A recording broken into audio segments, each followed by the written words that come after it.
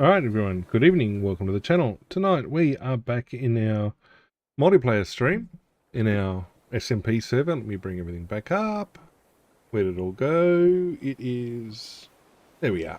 Alright, sorry, excuse me about that. Okay, what are we doing tonight? We are continuing our Minecraft build in our wonderful server. As it comes up, there we go, in our multiplayer world, and here's the build area that I've been working on the last couple of sessions, and yeah, we've been off for a few weeks from the server. We've got the foundation set. There's a bit of work we've got to do, and welcome to the stream everyone. G'day Psychopathic Axolotl. Got a little bit of work over here to do. Got to bring this ground level up. We discovered last session, wasn't last week, that this is the effective ground level. Although, as I went in, the ground level inside the building is, well, effective ground level is here. We did the little sub-basement entry and docking area, but this room, that all sorted out okay. This bit was a bit weird. I haven't quite figured this bit out yet. No stairs there. This area was a little bit more difficult. There's a storeroom back here. We'll put that wall in. Given that we're internals, I think we can go... actually, we're lower level. There should be stone walls. There's a little office back here, and there was like a storeroom over this side, and then in the middle was the staircase coming up to ground level. So if I've got that there, that's, yeah, that was to give us head height, I think. But I do need to bring everything else out here up one level. To be fun. And again, going from the map I'm working from, the diagram I'm working from, we've got... I gotta bring that up, I gotta bring that up. I have slabs, I do have slabs. Alright, you can go up there. Because it should be a flat entry from this entryway in through the main doors. Now the main doors is supposed to be a 2 wide entrance, but that's not even. That's like a 3 wide hole. Okay, we're gonna go for a 1 wide door, but that's the base, the ground level. So we need to touch that off. We need to bring that up.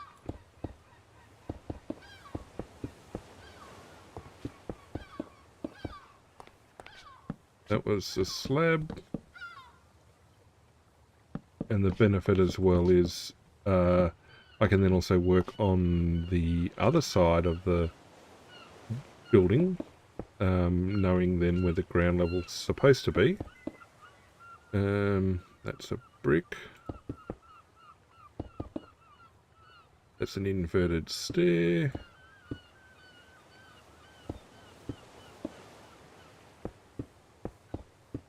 Now, I would like to think that I've gotten this fairly good against what the actual building looks like. I mean, my other builds, my Scottish tower houses worked well. Alright, so that's that. That's at the right level. They're fine. This will come all the way out here.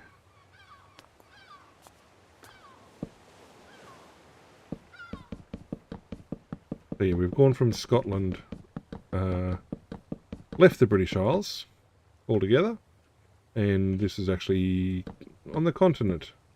There we go. Well, that makes sense for that. And then this is... I need to make sure I get that to the right level. Alright, so what we actually have is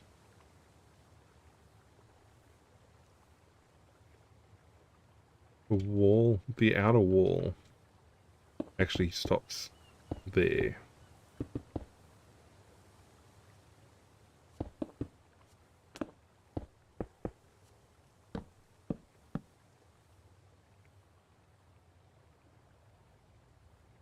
That looks very much like a stone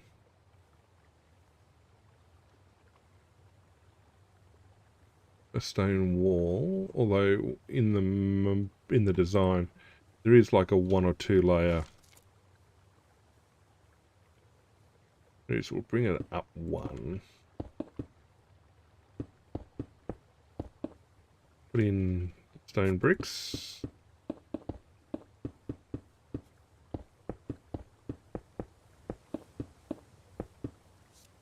Okay, so it's a step down.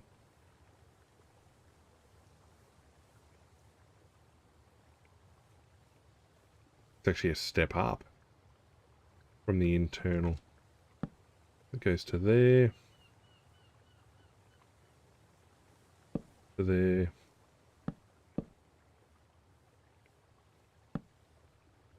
And then we actually have a set of descending stairs.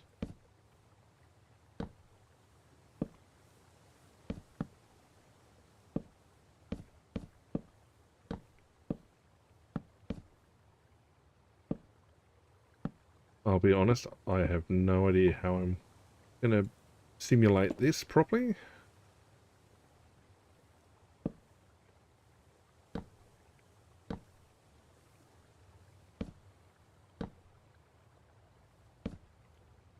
And in fact, we'll bring it up here. There's actually a set of stairs, stone stairs over here.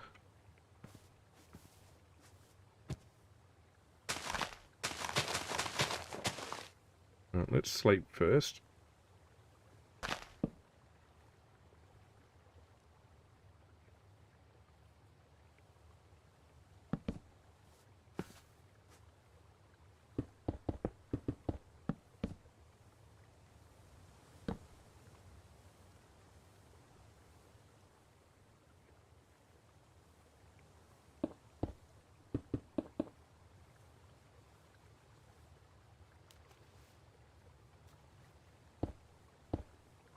Whoops, that one, that one,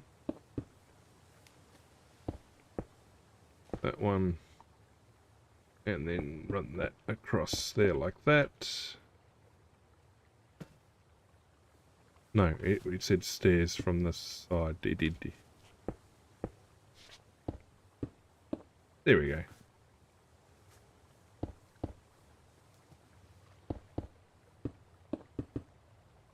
So it's actually a one wide walkway. So it comes up here like this. This is a drawbridge of some form. And the design actually has it coming up a step. And then down here. So this will be the pivot here. Not there. Here. Which means I need to put a wall.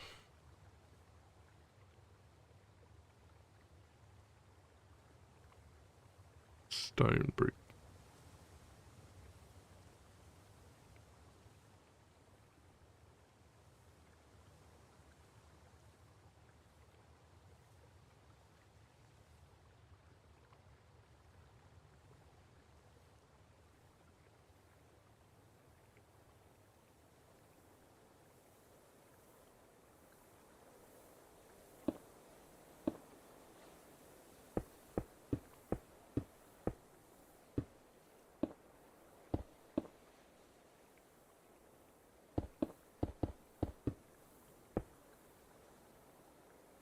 Right, that needs to be a brick.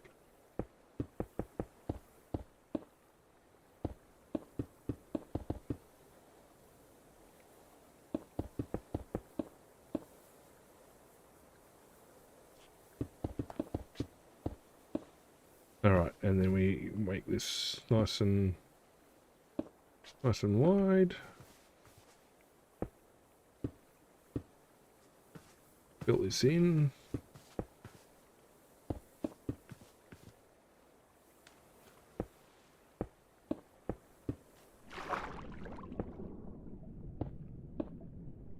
Of course, I picked the deep part to be...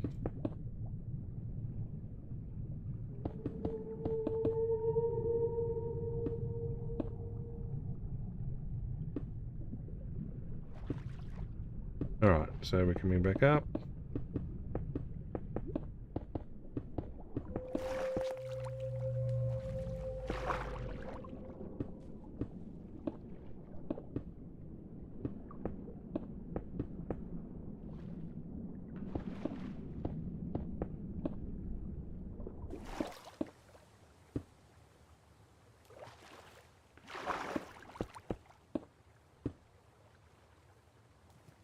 Alright, we will...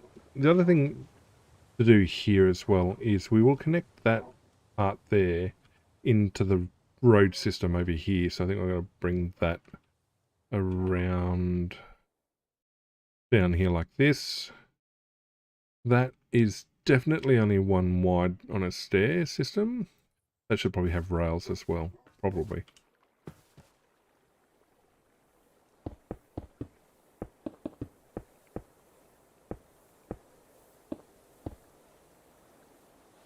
I mean, that'll look a lot better in a bit. Alright, so that comes across here. I've got to fix up this. I've brought that up. I've got to fix this up. How far back? Anyway, sort that out in a minute.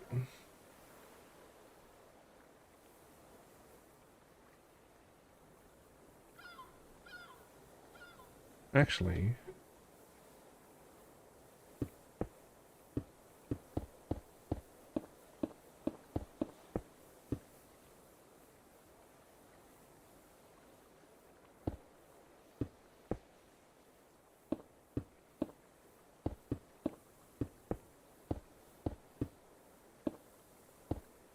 laziness wins the day. In fact, that should be locked to that one.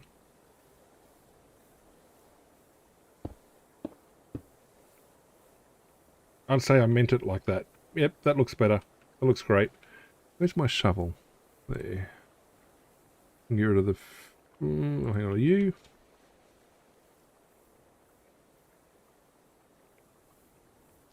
So we have...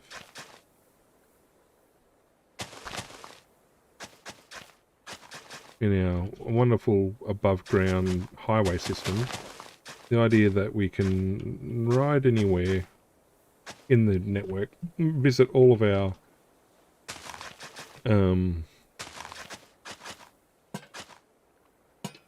visit all of the parts of our all the builds in the world, in the above world, in the overworld, using our highway network. And the idea is that you'll never take more than one block up or down in a step. And so at the moment,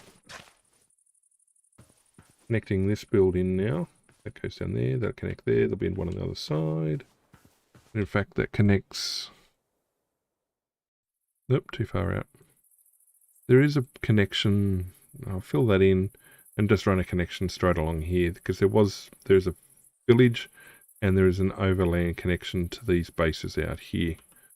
So we'll continue with this. I'll run it over there.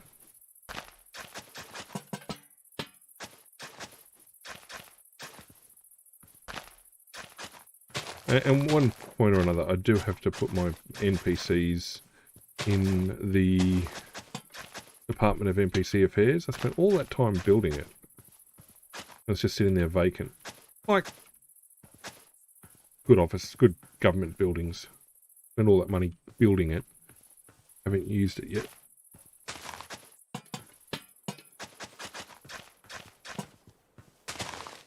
Not what I meant to do.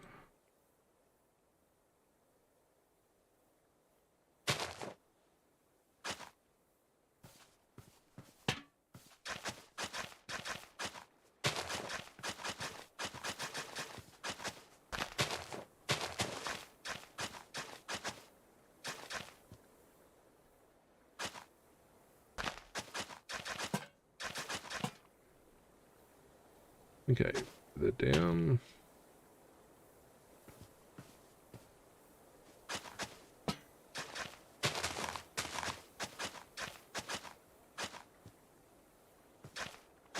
Yeah, ideally this will flow around on the contour. Like that.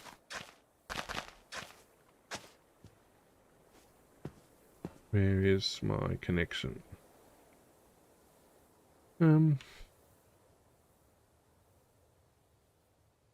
I don't mind making that.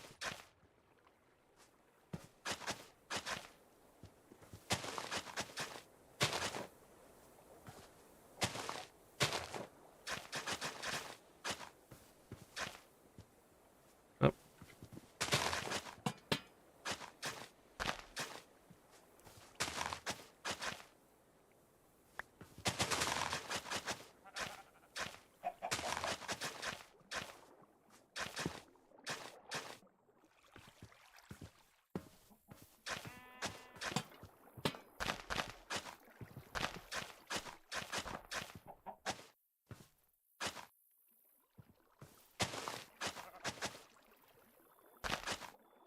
Alright, that's looking good there. Close that off. Move that up there.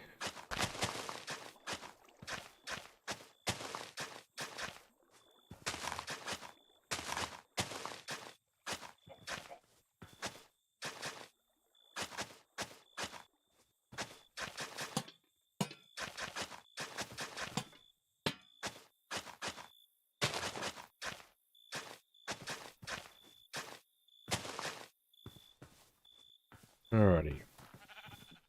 So that makes a decent turn. Maybe put some grass in there. There we go. Right. That's a good turn. That's a good width. You see the build. Path comes down. One block. It's nice and wide, nice and safe. Don't go off that side. And we come around here.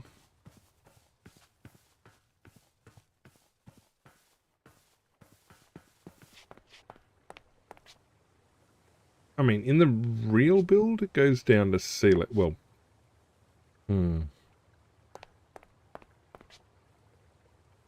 you know what? We're going to do away with these stairs.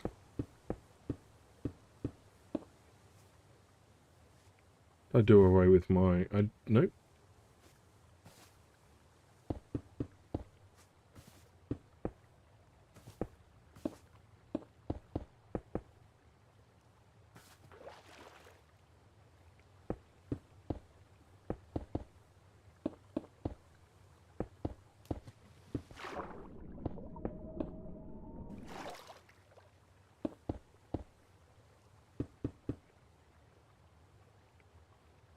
What I should do is I should also put some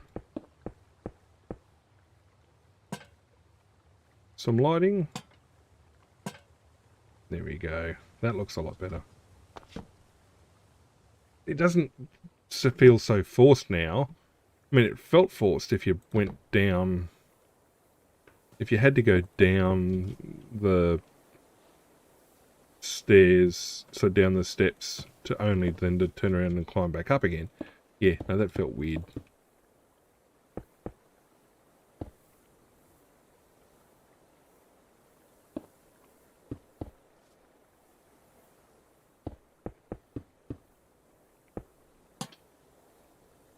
Okay, that's worked out. That's worked out rather well. Now I need to put... It's like a series of... It's a lifting mechanism. I need to get rid of the stone wall. I don't need that. I do need... We're looking at oak fencing. Okay, and it's a lifting mechanism secured here.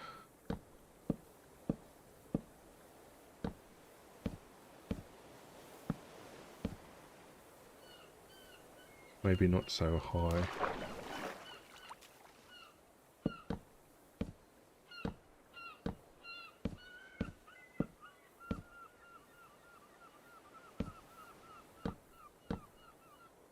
It'll be overhead height. That's overhead height.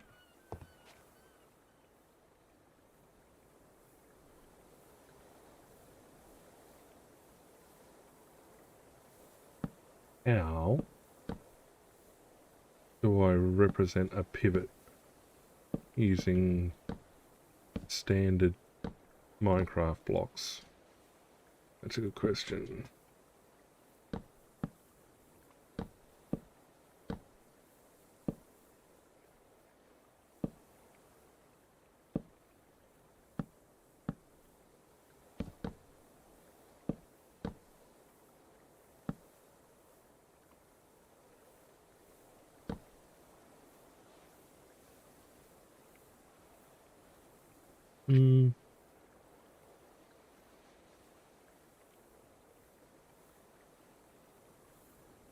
I can't put leads.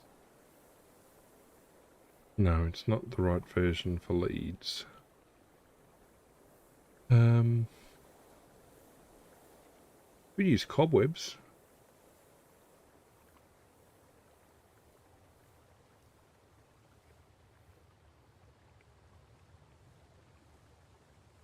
Cobwebs might work. Chains. I do have chains. Where's my chain? There it is.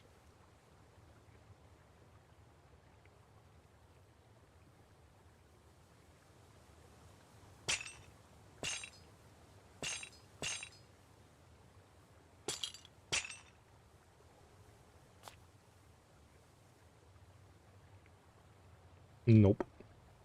Nope, nope, nope, nope, nope, nope.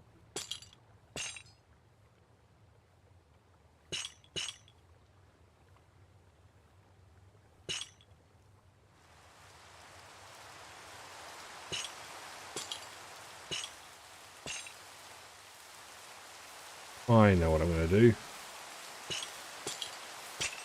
Use the old standby of grindstone.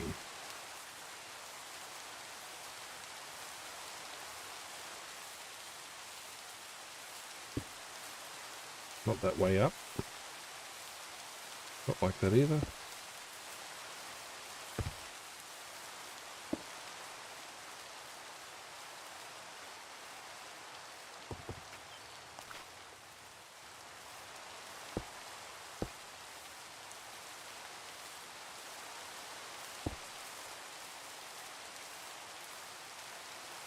Like that. Like that. Okay. And then we run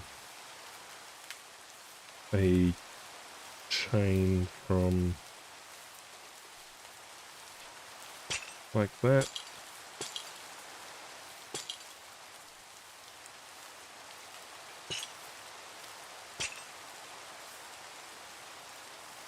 Just temporarily stone those up.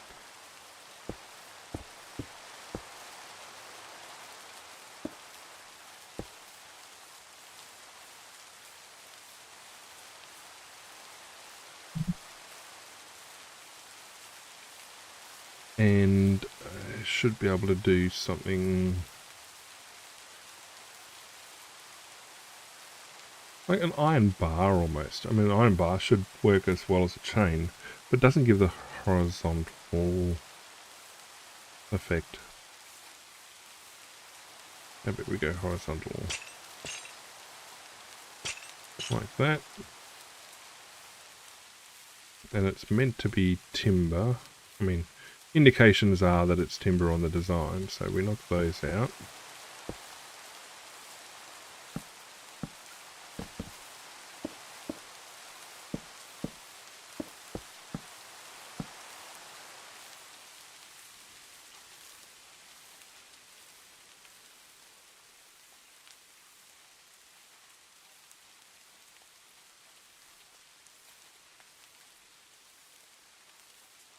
Trying to think, is there another way I can move that? No, not really. But I think, no, that's going to work for now. We'll come back to that one. That may get some more adjustments as we go forward. But we're going to secure like that. That clearly gives the indication now of a lifting bridge. That's fine. That's going to be left open. That's a lifting bridge. That's there. All right, let's go back over this side. And bring this wall up.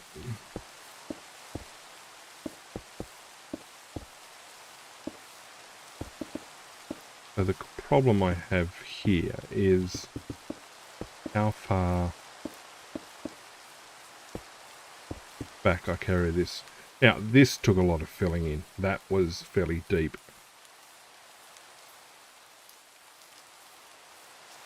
Again, on the real world, it ends like it comes to natural terrain level here. We don't have that. I could smooth it in. I have sand. I do. No, sandstone.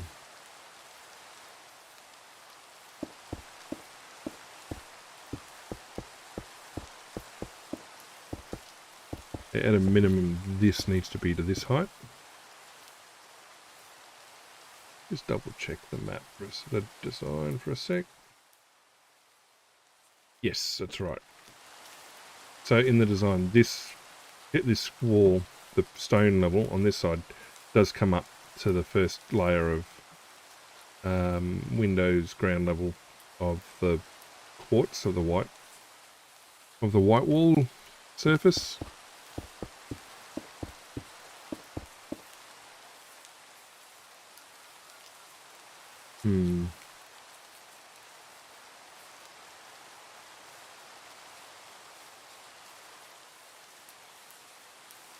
Because otherwise it just looks out of place. I mean, okay, on the right there now that blends in and makes a lot of sense.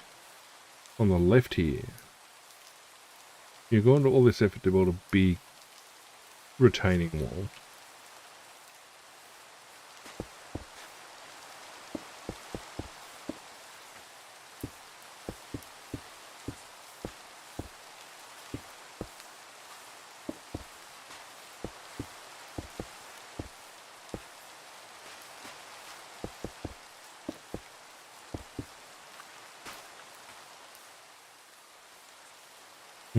No, it needs to be a bit bigger.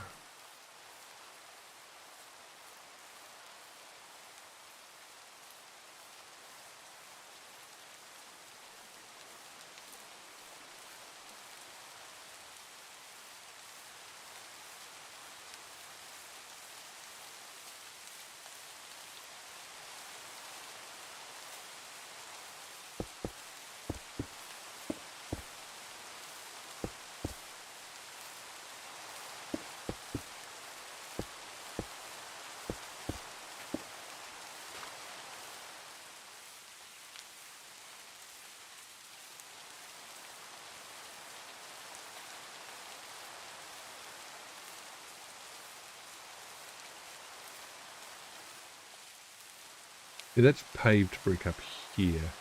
I don't think that's the right surface. We need something more like a... not a stone brick. Tile. No stone tile. I'm not going to go cobble. Pushes me to deep slate. I don't want deep slate. Too dark.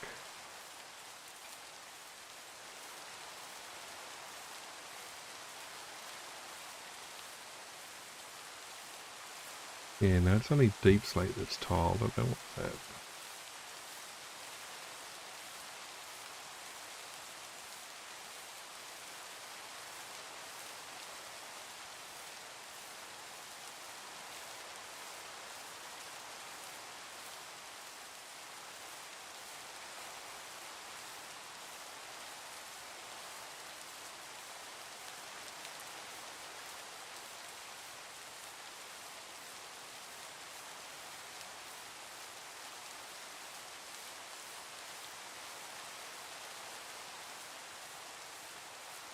Let's try tough. See how that mixes in.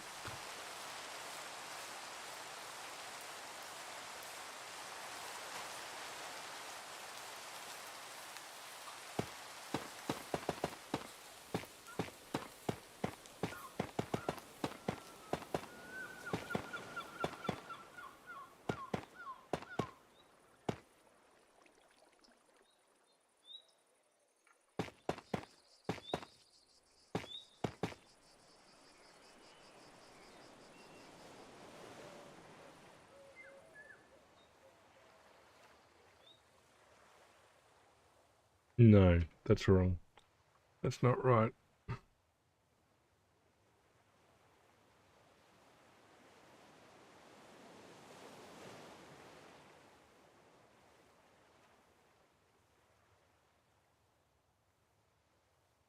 A glazed terracotta might work. Actually, what I'm thinking is I'm not using white terracotta, I'm using white quartz to build. So what I could do is I could replace... There, that looks a bit more sand-like, but it also looks paved.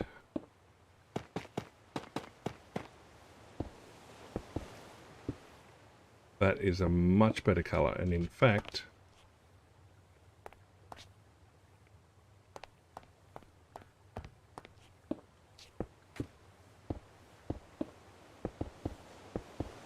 it also work like that, yes.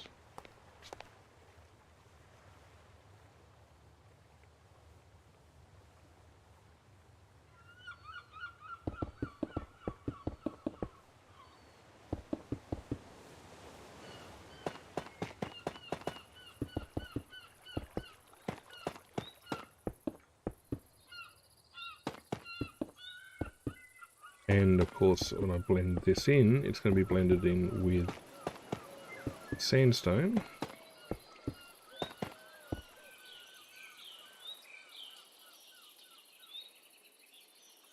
Like so.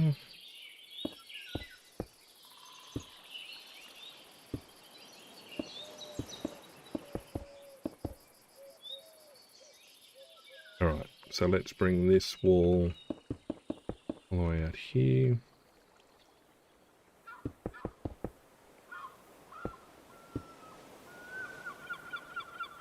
Now the reason this comes out here to this corner is, yes, it's a long way out, but it's matching the depth of the building, and again, according to the diagrams, that's what happens. This shore pier comes out as far as the depth of the building.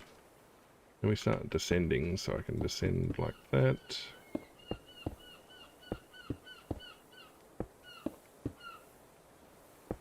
Haha, look at that. Almost perfect. Almost perfect. You'd almost think I designed it that way. Almost.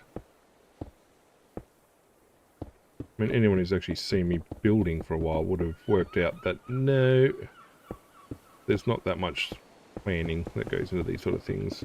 I mean, there's a lot of thought, and I am working to a design at the moment, but in general, no.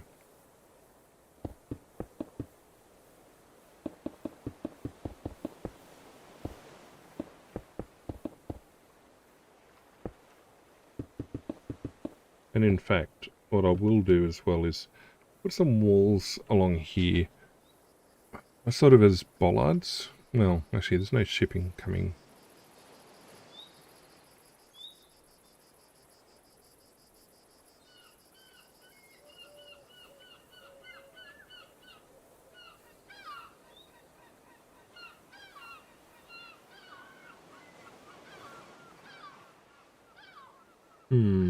Yeah, I'll fix that in a minute.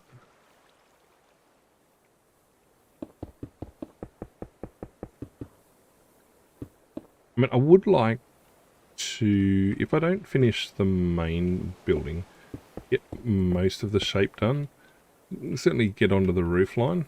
It will be the other way. Would be nice to have, well, a much clearer picture as to how this fits in the landscape.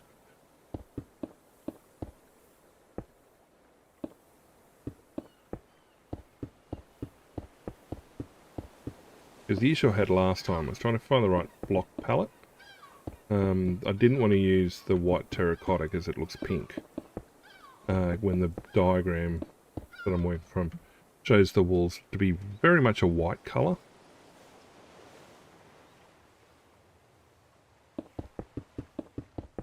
So the white concrete didn't give me the options, whereas the quartz does, so it gives me the options for stairs and things like that. which gives a little bit more building flexibility.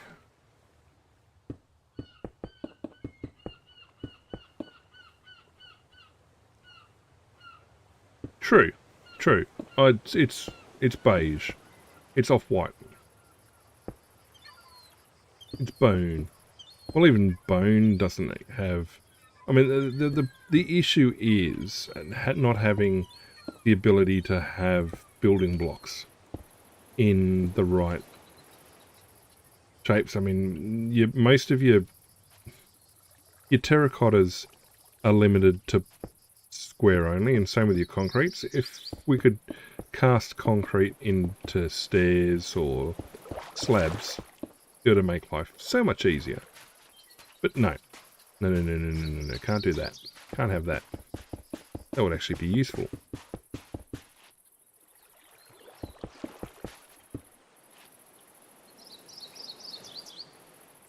Okay, and we need to make sure as we work through here that, again, we are limiting our step height to 1 block.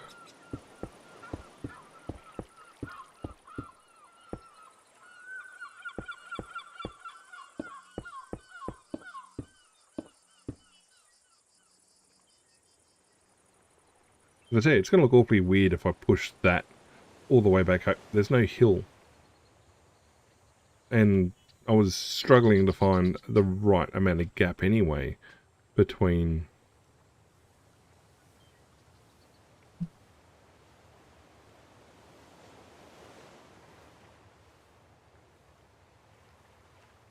actuary. Just looking at that now. Change the plan. We're going to bring this out about here. Put that straight down. Get rid of that. Get rid of this.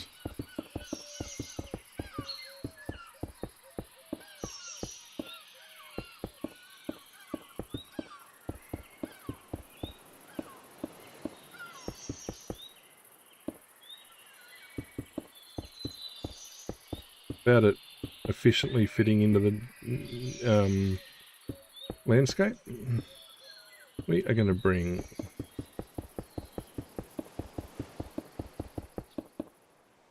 over here like this, and then we're going to go like that.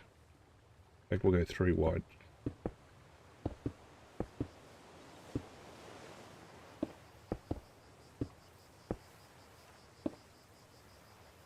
Like that. And then we drop this down here like this. And it brings...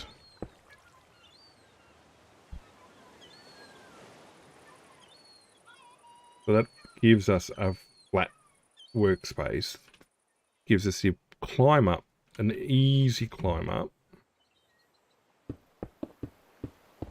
Saves me all the difficulty of actually putting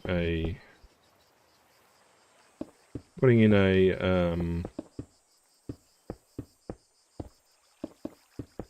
angled work surface as such.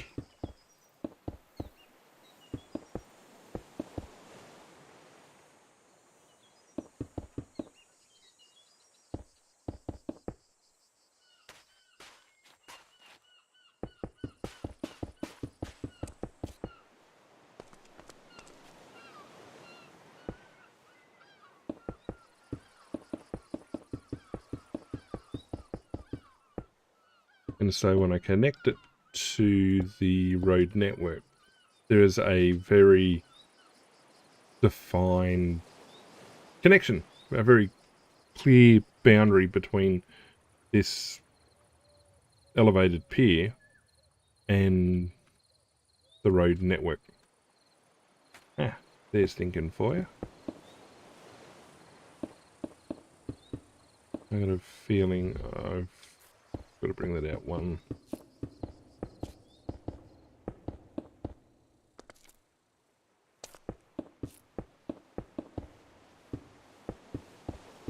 And of course I tossed my cobble. Yeah, I do need to bring that out 1.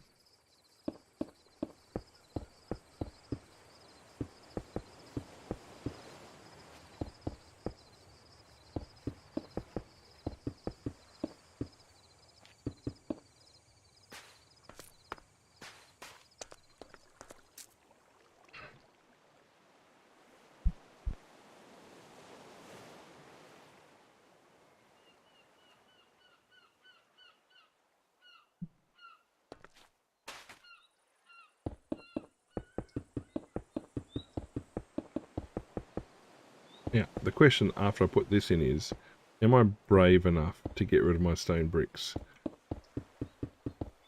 Have I put all my stone brick slices, pieces, places in?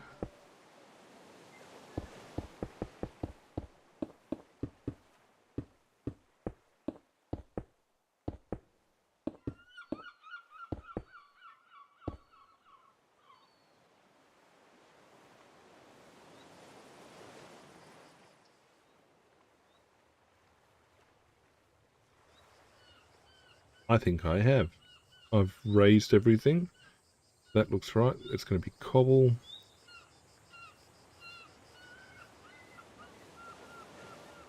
Fortune favours the bold. Alright, let's go cobble, cobble, cobble, cobble. Go to the stone brick.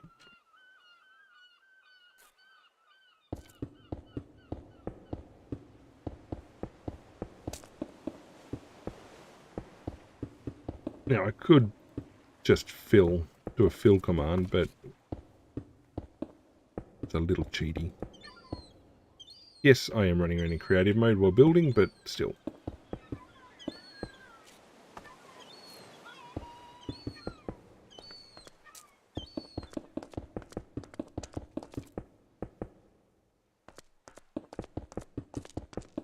Reminds me of trying to flatten the mountain for the tree farm. This took a lot of... There's a big cavern that didn't completely get infilled, but once I chopped the top of the mountain off, I realised I was a little bit short for the last tree type, so yep, had to extend it off the back of what was the back of the mountain, which ended up being into a massive cavern. That took a lot of filling. At least I had a lot of dirt and stone and cobble for having torn down a mountain.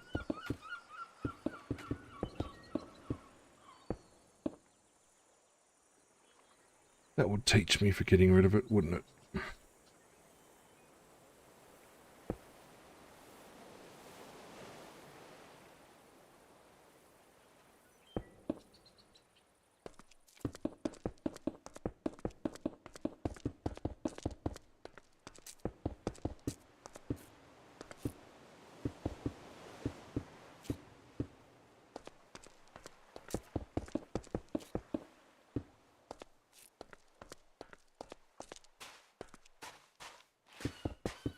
I mean, I'm not taking any shortcuts in building this, well, other than being in creative mode. I mean, the pillars that support the build go all the way to the sea floor and are solid and are filled in properly, and same for the building base. It's all filled in. At the time, I didn't realise that I thought I'd picked river. But no, I picked, well, lukewarm ocean, which meant quite a deep set of pillars. But hey, proper real-world engineering problem.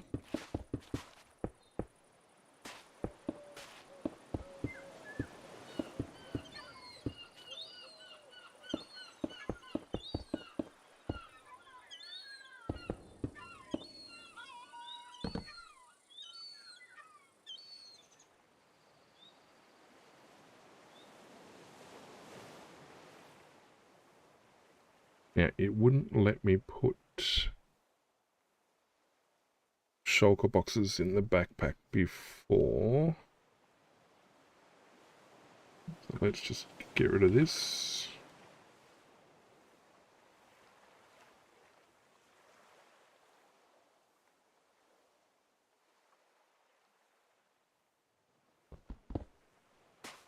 Yoink.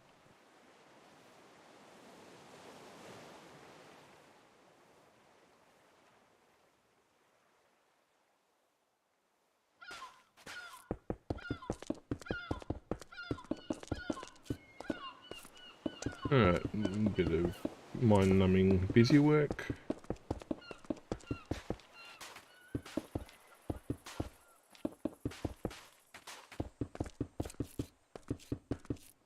Because if this works out well, I mean, the next build, large scale build I've got planned is, I don't even know how I'm going to scale it, because it should hit build limit scaled appropriately.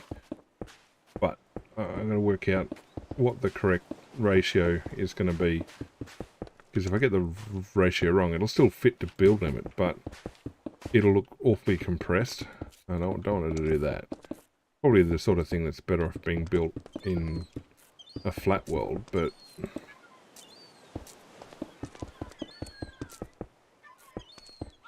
I do have to look at the numbers. I mean, there's other builds. I mean, the tower houses I put in all seem to work okay. There's, I guess, a couple more I could put in. There's some other designs, other building designs I could work on that aren't as grand scale, which probably would have only taken me a session to build. That's the point of doing small scale builds.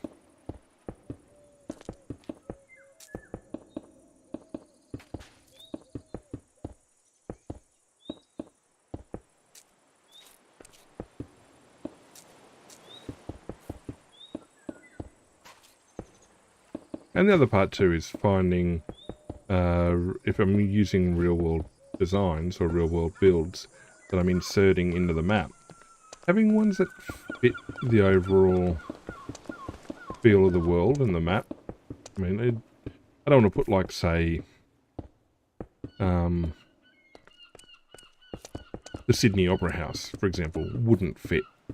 There's nowhere in the world at the moment, even on players' planes, where that sort of build fits the environment.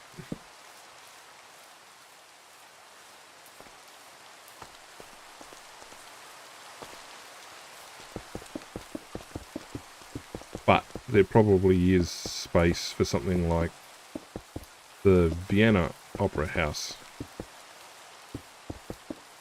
by comparison. That would more likely fit into the world space.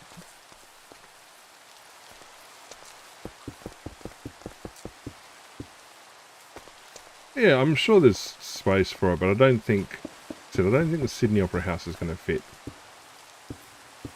That said, I do have a rather large suspension bridge in the map.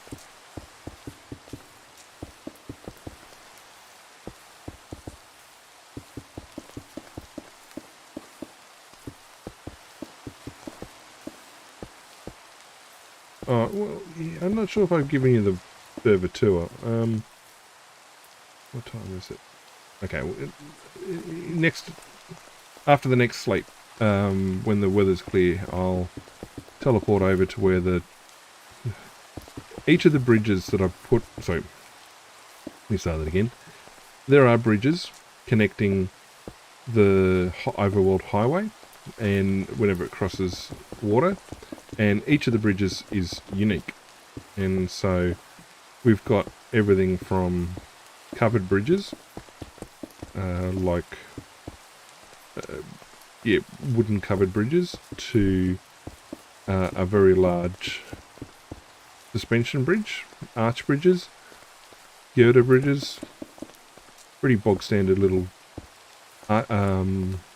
stone bridges, and they're all designed, they all fit the environment again, connect the highways and built to the sea floor or river fed, and not only allow you to keep riding your horse along the highway, but if you happen to be rowing a boat past for any particular reason, each of the bridges can be rowed under, so they're all properly into the network.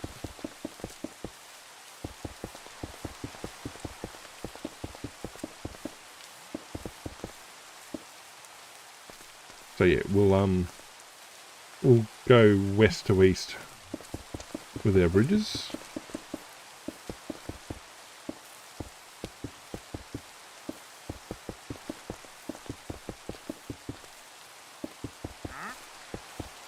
Go away. You wandering trader, I don't need you.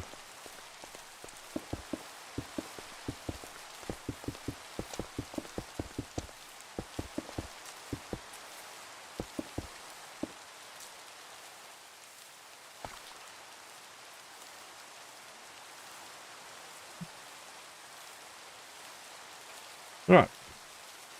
Bridge tour of the server. Okay. So these bridges here have got a problem in that the peninsula here is actually quite high and it's difficult to get down to water level, but on the far side here, the road connection comes down to sea level. So we've got ourselves a nice little box girder bridge. It crosses there, goes all the way to the bottom. And then the road comes across and we've got ourselves a big canyon to cross. And so we've got ourselves a nice arch bridge. That's, yeah, quite a long way up from the river. They try to find not only unique bridges, but bridges that made engineering sense for being what they were, where they were. So nice and simple little timber bridge. We've got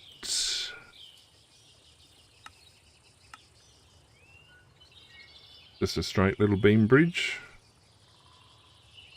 There's a simple little stone single span bridge there. No more bridges out that way.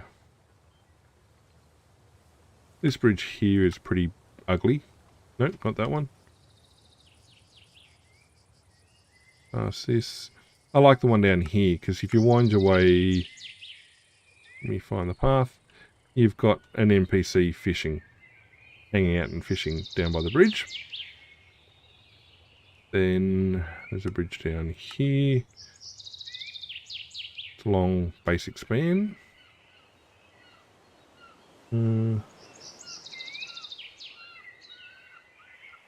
There's a bridge in here. Crosses like a cavern span. They're just a bog standard little timber bridge on the path. The first bridge I built, and the ugliest bridge I built, is this stone monstrosity down here.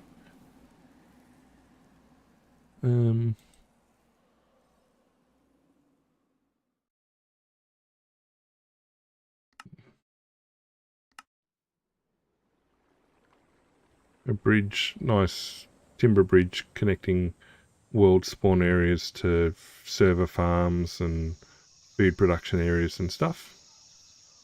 And there's just a tiny little bridge down here. Nice and little.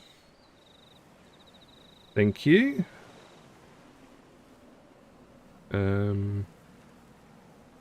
Not exactly a bridge as such. Well, they are. On the way up to the Artificer's Tower, there's a couple of little suspension timber bridges leading up there to the Artificer's Tower. We have that little bridge, a little bridge here crossing over a waterfall, over a bit of a creek. I don't think there's any bridges here. No, it follows the path. Stays dry. It does. Next bridge is down. This is the boring one. Yep, very, very boring. No, these guys out here have. This is built by a couple of players as such.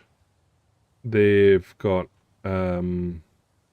sky bridges, so they built sky bridges. They don't quite fit and work engineering wise, but that's what they chose to build to connect their bases up, which is fine. People can do that. We have. I'll come back to that one. Where is the path? There is a...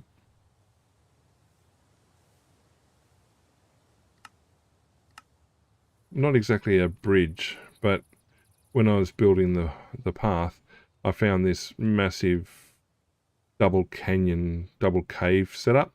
So I had to bring the path up and around so that people could get a good look at it as they rode past or walked past. We've got a couple more bridges down here. So, for example, the tower builds that I did previously, there's one, the second one, the first one. So the scale looks a little bit weird because Minecraft blocks are Minecraft blocks, but based on a real Scottish tower house with proper floors and everything's decorated and stuff on the inside. All well set up. The little turrets were very hard to do, but that's I forget the name of that Scottish tower house. Then we did a second one down here that was more of a more expansive, almost a manor house type setup. Again, decorated and infilled and stuff using the whole Scottish tower house defence concepts where the ground floors, storage and work up from there. Thank you for the comment on the chimneys. Now the idea was that they were supposed to control key areas in the highway system. So I've got a stone bridge here across some ice. But one of the favourite bridges that I built is the covered bridge down here. That runs, there's a player that's got their base way to the south. So I haven't cleared the snow out of the inside just yet, but a wooden covered bridge that you can still get under with a rowboat. And then we had a player build a big elevated bridge system with a massive amount of stone that they'd dug up in there building their base. And a couple more timber bridges down here that I built. Bog standard little things. And I think, did I build? No, I didn't build. He built these bridges connecting to his base. But one that I took a while to work out what design I was going to make and how I was going to make it fit in was this bridge. So you come up the path.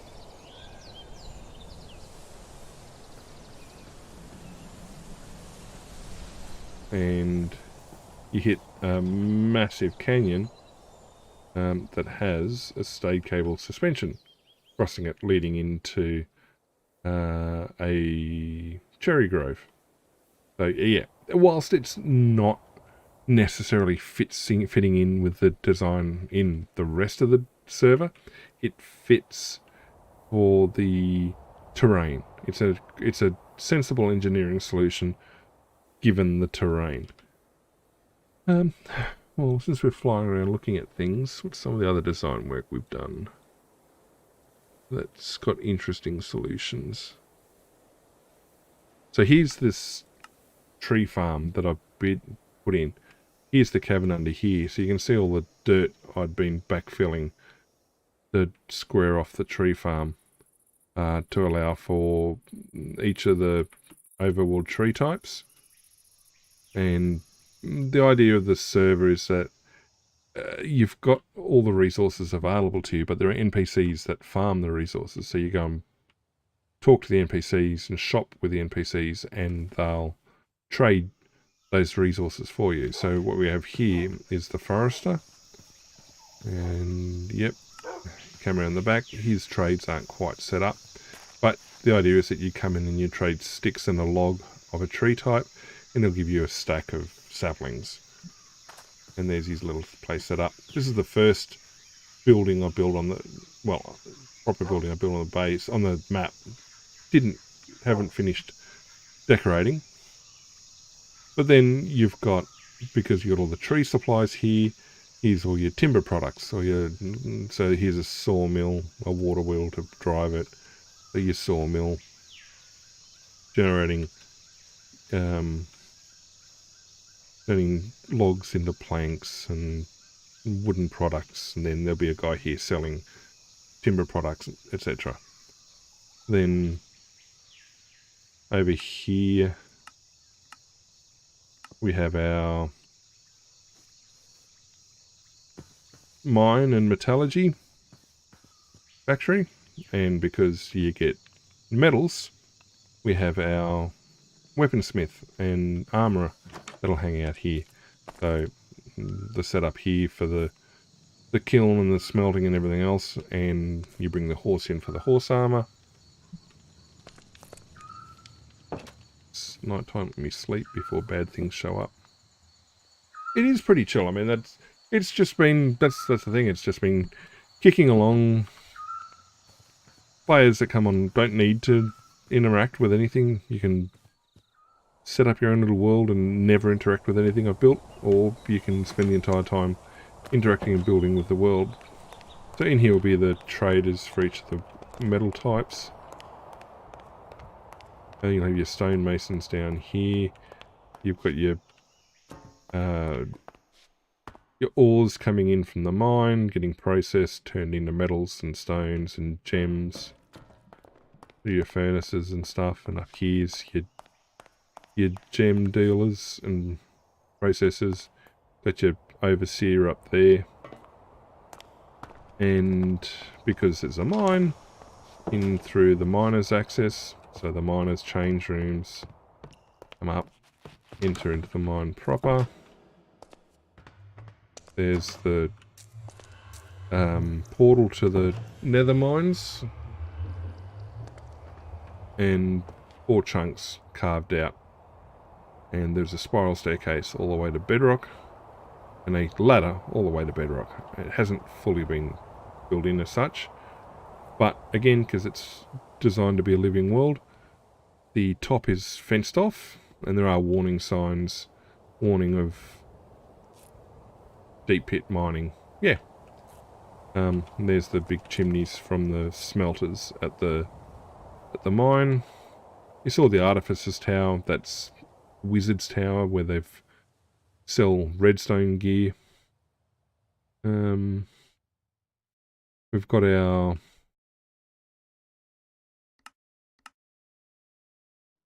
potion cellars, so brewery and winery. So the potion cellars will be in here. Got the brewery on this side, and the winery into the cellar. So the potion cellars will be here. The Wizard's Tower is the redstone sales. We have concrete and terracotta sales out here in the Badlands. And then the smelter in there for the glazed terracottas. Again, people can mine their own, but the cost of sales is pretty cheap.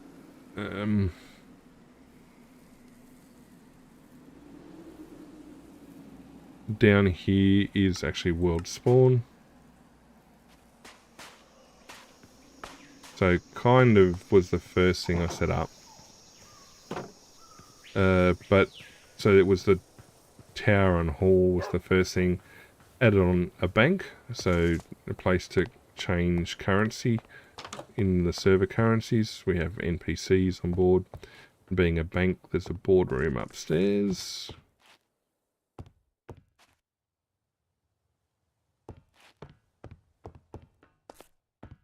And yes, these NPCs will trade with you.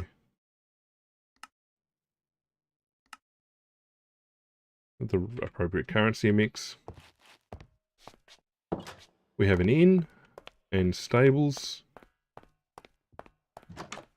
complete with, kitchen at the back, dining areas.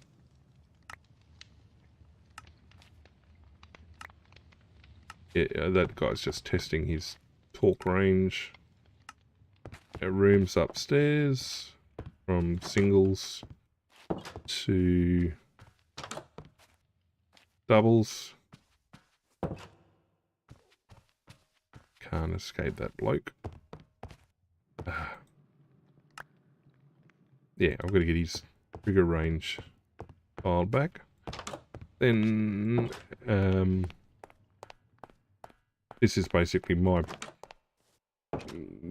workspace, so that's set up as a reception hall, a royal balcony, and up here's my general manager, and I've got a little private room up top. And I actually have workspaces and stuff below, which I've just gone down to. Ground floor. Alright, we also have a mail system. Oh, sorry. So the decorative items on here, we've got warehouses filled with things. Got a barracks filled, like, properly set up. So you got the CO's office, you got admin and weapon storage and armory, you've got offices, storage, offices, living quarters down here. On the other side, you've got the infirmary. You got another admin storage space there. Got the infirmary and the doctor's quarters. Then upstairs, you've got ablutions, storage, and then on each side, you've got barracks. Exactly the same. And so they provide the troops to man the towers, man the walls, and we've got our cavalry training grounds and stables. Post office. Over here is the post office, where they keep their horses. Ah, come on. And there's our postmaster, who sells mailboxes and stuff. And then we have our server our main nether portal, which takes us to our nether hub, our nether express, which is at the nether roof. Which conveniently, when I spawned in the first time, spawned me straight into a fortress. So I moved the portal up to just under the nether roof, but kept the fortress location. So there's you can head in. Where's the stone? There it is. The button's right there, so you can head in there and fight mobs if you want in the fortress, or you can come down to the blaze spawner and farm blazes in a safe XP farm set up and get blaze rods and everything else. The end portal has been found, and the nether dragon the end dragon has been taken care of. So yeah, it's a safe XP farm, as long as you don't stare too hard at the blazes from the end of the rods. Nice and safe, XP and rods. Nice and simple.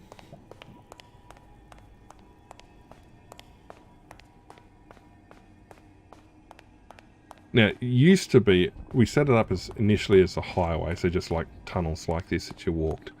But finding out that everybody's bases, even in the nether, were a bit of a walk. So I created a rail system, and it was a bit ugly. So I had this initially as my NPC shop, and turned it into a train station. So we've got people queued up to one of the ticket sellers, ticket window that's not fully open. And there's a ticket seller. I'll sell you mine carts. Here's our destinations and what platform you need to take to get to where you want to go. The cafe. don't think I've got this guy selling anything. No, not yet. And then you talk to the porter, the conductor. Then you come in, plop your minecart down, and it'll automatically take you Eastern Line, Western Line, and Southern Line, and it'll take you to the various destinations. Thank you. This will come back to world spawn. So yeah, there's anti-griefing on all player claims. The only thing that you can't open doors or chests or things like that in another player's claim, but what you can do is you can go through their portals. So their portals will connect, how you connect to the Nether hub and connect it out from there. And then I built in server farms, so, or food production areas. So melons and pumpkins and melons and sugar cane and beetroot. The farmer's house, massive wheat farm, carrots and potatoes behind. And the idea is that if you want to trade food, you come here and have a chat to the kids here. So if you've got food to sell, he'll buy food products from you for a few iron nuggets, and if you want food, you can buy food products from the older kid. And the farmer's house is all decorated.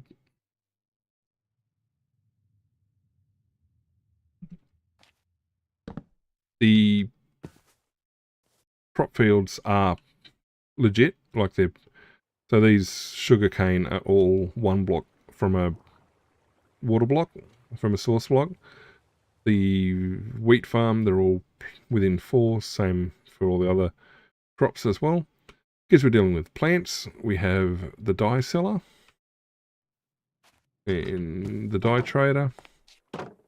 His little house here that he's got for himself.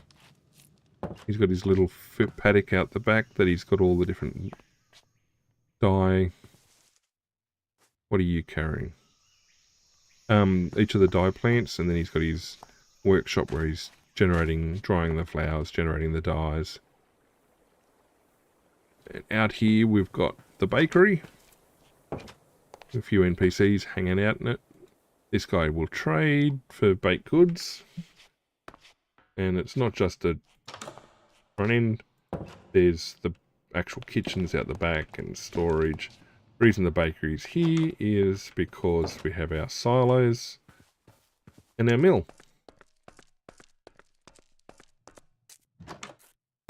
So the miller would be in here, and so yeah, you're generating a lived-in world.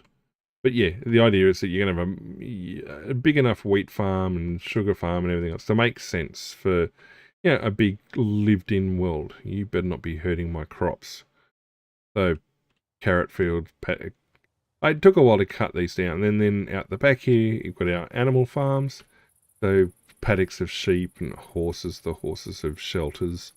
There's pigs and there's cows down the back. Over the other side here, pigs, sheep, horses out the back with shelters. A couple of fallow fields, which have all the grasses still in them, and the cows. And you can see where the mud is, where the gates are. So it's where the animals have trodden all the dirt down, all the grass down, and made it all mud.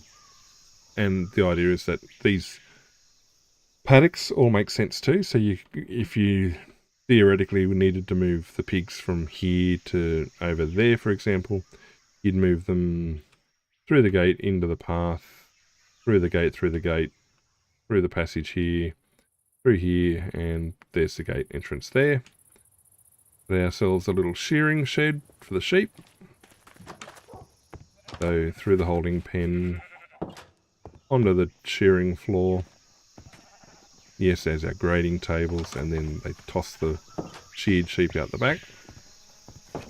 Across the way we've got our chook sheds.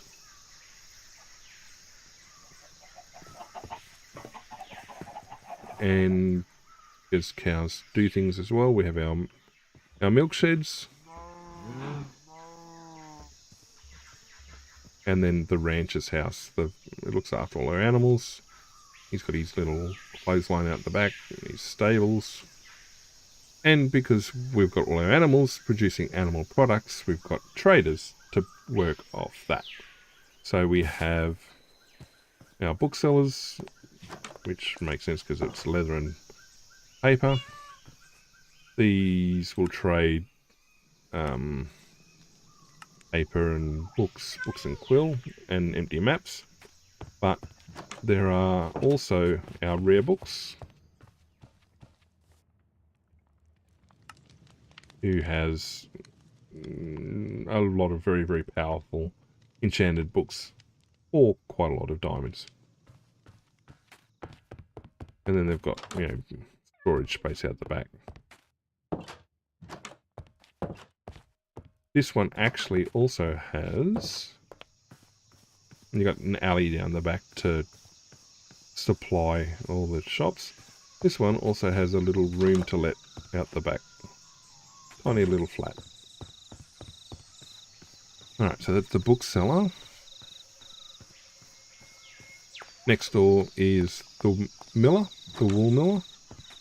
So he sells wool and wool products, but limits the colour choices. And basically, if you want other colours, you then head to the dye trader and get the dyes from them. So he's got his stores back there. And upstairs is the working mill, where all the stuff's generated.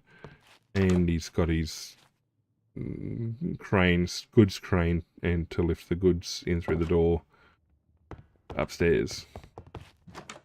Again, going to make sense. Got to make sense from a working environment. Then we've got the tannery, the tanner, who sells leather and leather products. And we'll buy leather as well. And out the back, he's got his tannery.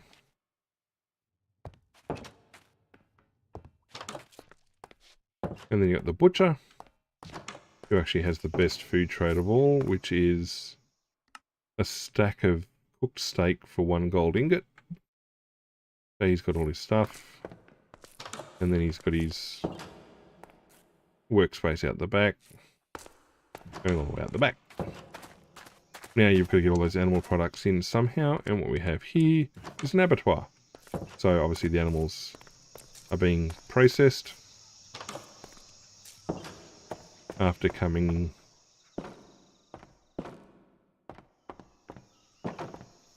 from over the back there. They're brought into holding pens, brought in, and are turned into animal products. I think there's one other thing I missed.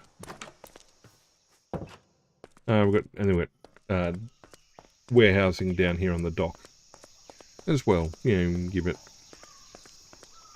the sense of a lived-in environment. That's right. We have our kilns and glassworks. That is their baked bulk product and their raw materials. And out the back is their, obviously, the glassworks and the kilns.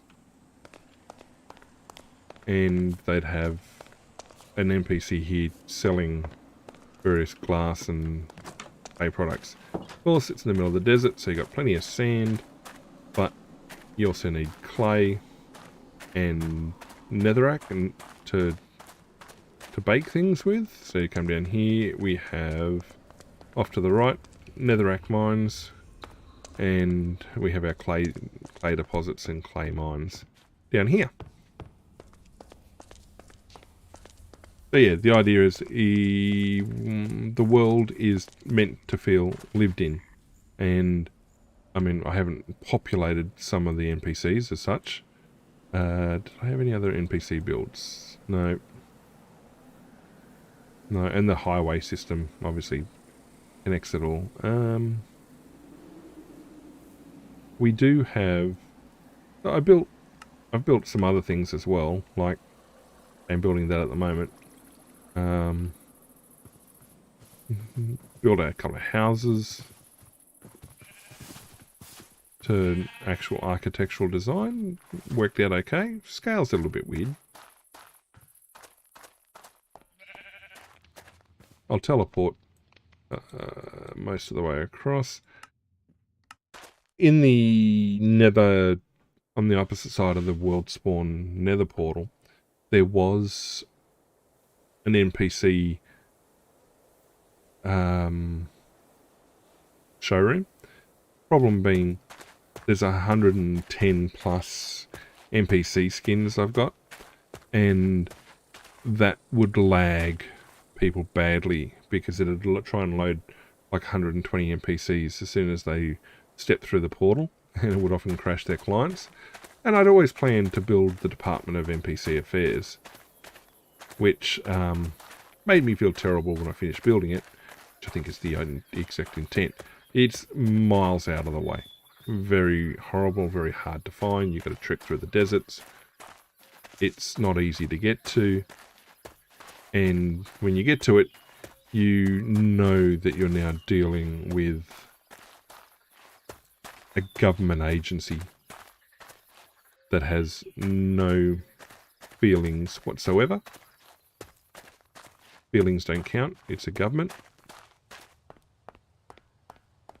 They come through into the soulless waiting area. None of the lifts work in the lift bank. In fact, you've got off-coloured carpet tiles. You've got bathrooms at each end. You've got to take the fire stairs to get anywhere. And you come out onto... And each floor is exactly the same, and it's just misery, complete and utter misery. So you've got your big boss offices down here. Out the back, you've got your lab, engineering support laboratories. You got your break room, your staff break room. Your toilets with working urinal. And then on the other side, you've got the other lab. Same setup in terms of execs. And then you have basically, they'll be staffed with the NPCs.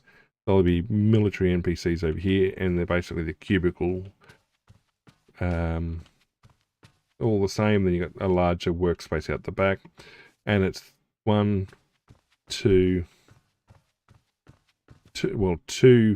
exactly the same. The third one is slightly different. It's missing the front cubicle walls, and that's where the admin staff will sit. The mailing, you've got file storage down the back, and then repeated on this side.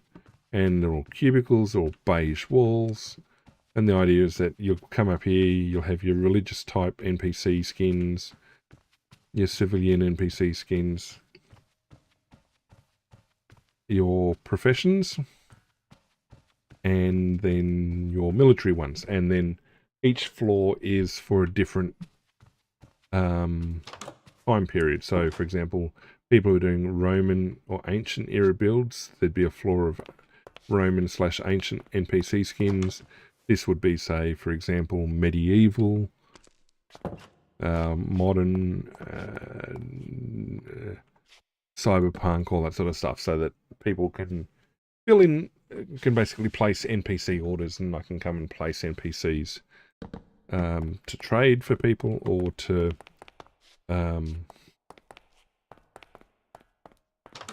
nope, wrong floor. Or just to hang out in their bases, that sort of stuff, provide space. But yeah, the idea is it feels like it's a horrible government department, and I felt miserable. I felt terrible building it. But you've got 1, 2, 3, 4, 5 floors of exactly the same, and you've got no mistake. No, you've got no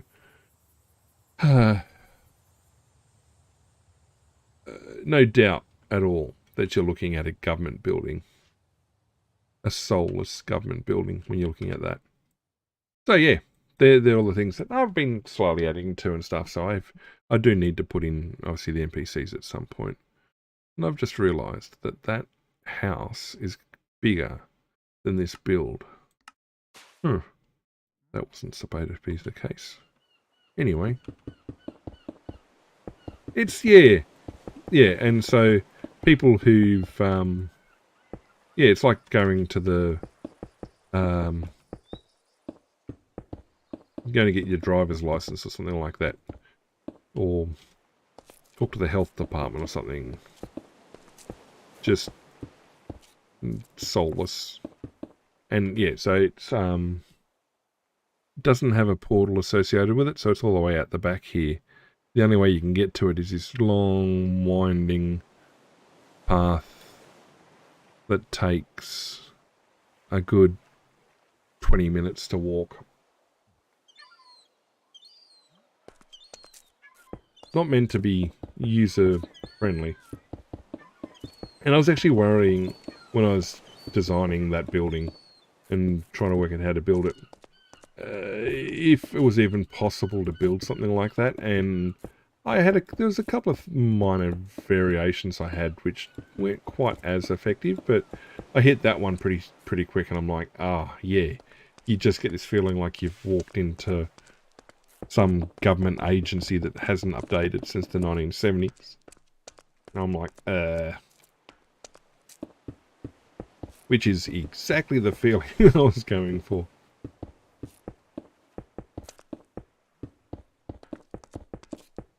I'm gonna check when I finish building this, because that other house should not be bigger than this build.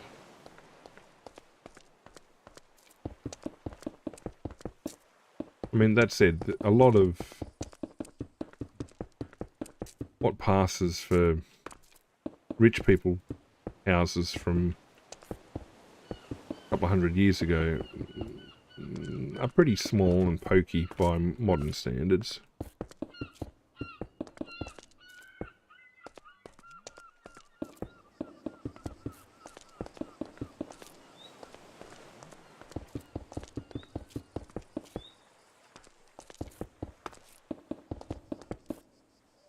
Well, yeah, I mean, the rule of cool.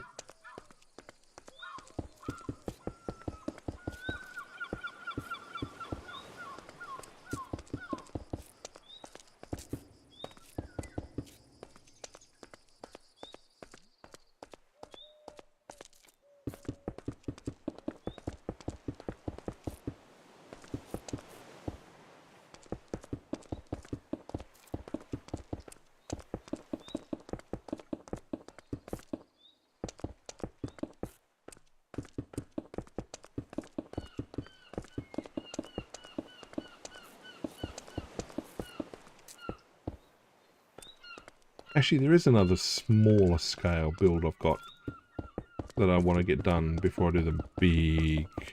There's a big build coming up. Plus, I mean, I'm not exactly building a big base for myself. I'm filling in the environment around the place with scattered builds, like the modern house there, or the Scottish tower houses down here and here, so that people moving through the environment, moving through the world, see occupation, signs of occupation.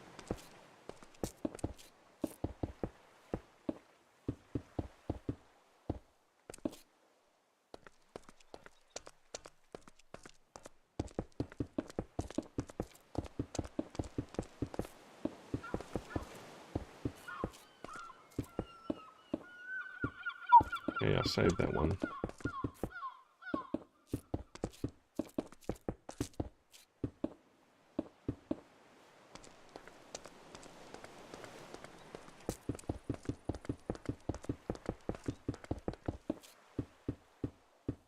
I'm also contemplating when I'll move to a more recent Minecraft version. I mean, I'll probably archive the world somewhere.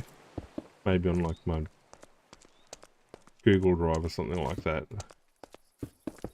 What's holding back the eventual move to a more recent Minecraft version is mod support.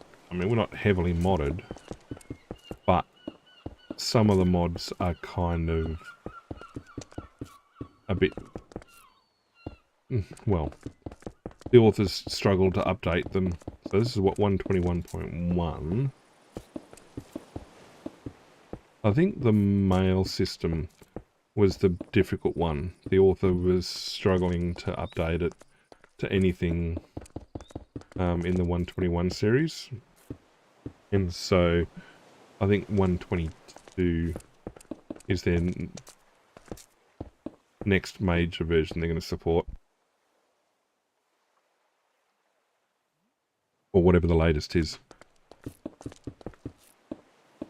126? No, what version are they up to now?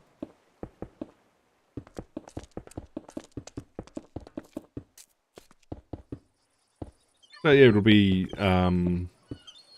another world to move into, and I don't know, I mean, I've obviously been building on and off in this world for probably a couple of years now. I'd have to go back and check when the world file was created, but yeah, it'll be interesting to think what I'm going to put in, how I'm going to build out the next world. I mean, obviously I set the place up to work as hard survival, not hardcore, but hard survival. And, I mean, I run around in survival mode, so in creative mode, to ensure I can get these builds done in a reasonable amount of time without resorting to massive farms or anything like that. I mean, I'm only on the server realistically once a week.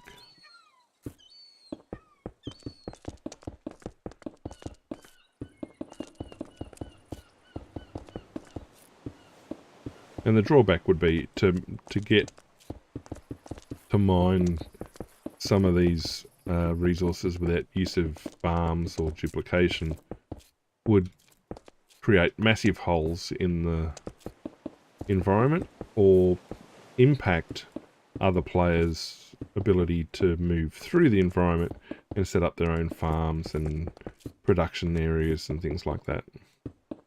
I don't want to be doing that to people.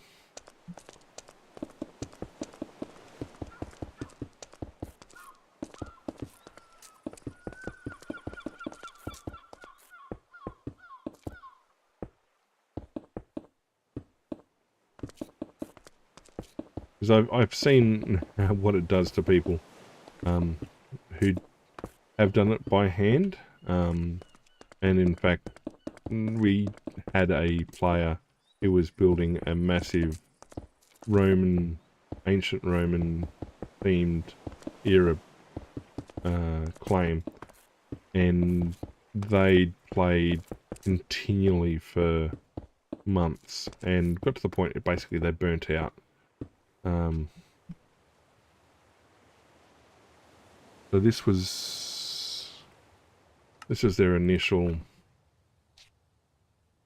where am I going, down here?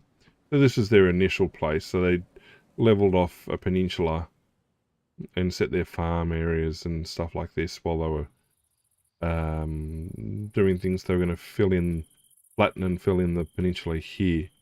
But they'd set, as part of their farms, they'd carved out this massive space here. And in fact, it's a massive cube they carved out and were carving out. That's where they got all their cobble from. And the amount of hours they poured into that. And so they was working on this. And, I mean, unfortunately, they just burnt out. I mean, I was giving them resources whenever I was on and whatever they requested. They also found out that they had a deep dark right under basically where they chose to start, under this village actually, is a deep city full of wardens too, which was fun when we ran into them. And so yeah, he kept moving and building and carving out and creating space and working on things. And so was building these wonderful Roman era things. He was massive amount of work to gather resources from the nether to make red nether brick and stuff. He generated all these resources himself and had many death loops in the nether, unfortunately, before I could save him. Built all this by hand and actually put his portal out here on the ship that he'd created. And I mean, he did a great build and stuff, but got himself to the point basically he burnt out on it. And so it sort of became an abandoned build. He was doing great work, and I was giving him help whenever I could. But at the end of the day, you've got to pace yourself. So yeah, I certainly help people out with resources whenever I can, but it's just a case of there's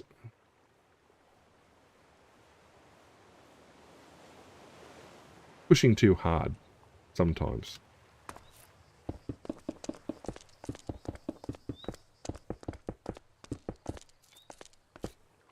Alright, so I'm not going to put full fencing up. I'm only going to put a couple of fences in.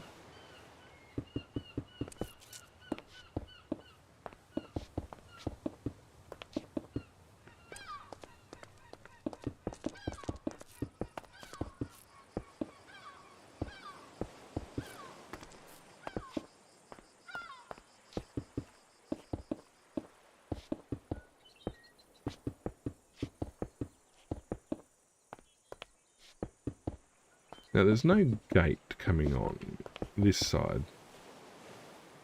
I swear I should probably put walls. Like a bollard up here isn't going to help anything. Ships aren't going to come in and tie up this high up.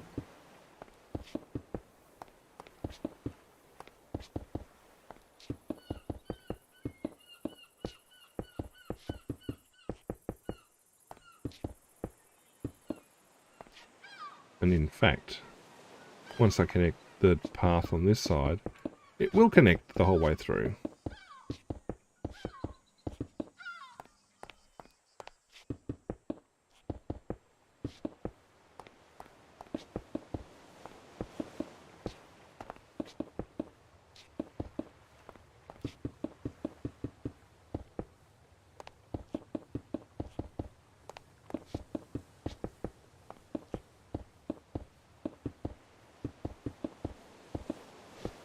So whenever pathing across sand, I always put rough soil down.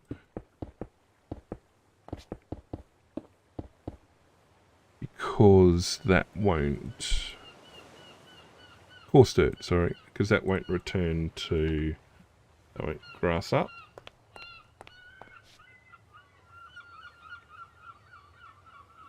Come back to that. I think I'm done with cobble as well. Famous last words. Stone brick wall. Alright, so we come down here. Bit of sand. I hear you, I don't see you.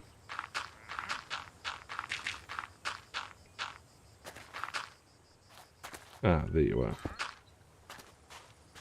Alright, so we're going to go... I can see the path over there.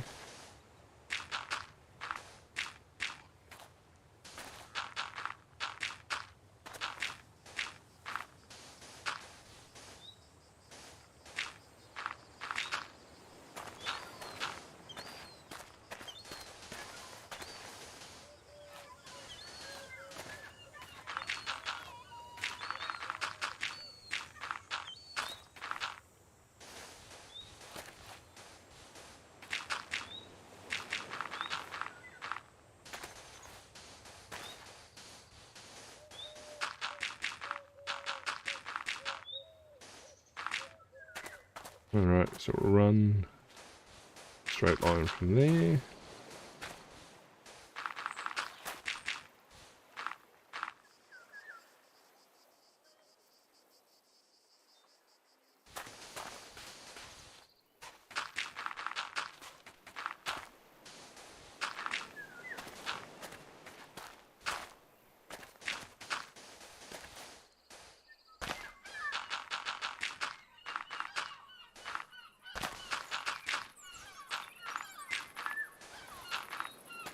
Alright, we're going to put 1 or 2 squares of force.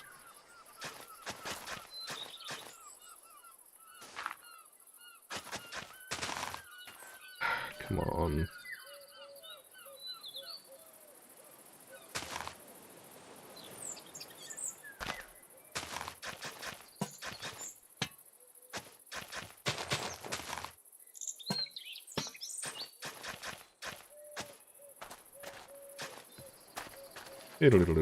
Coming through here.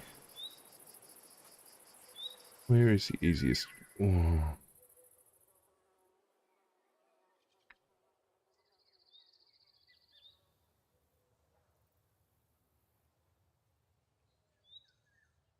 Alright, we'll branch off here.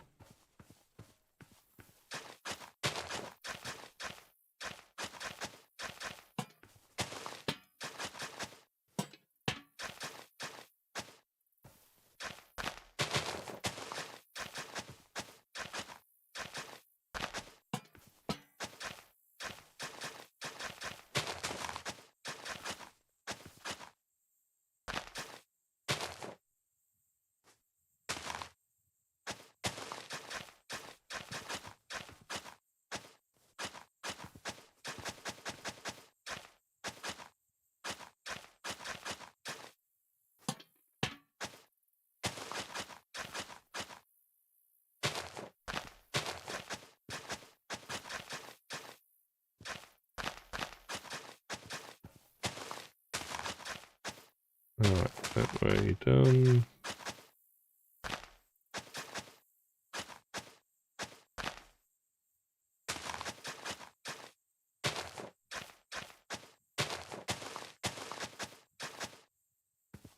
Alright, and we'll run it this way. Follow this contour.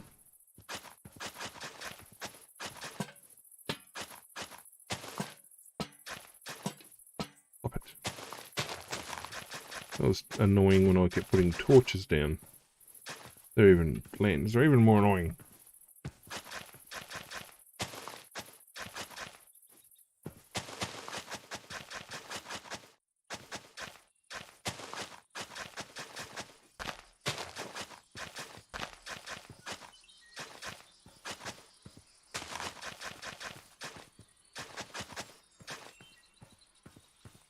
And one more out that way.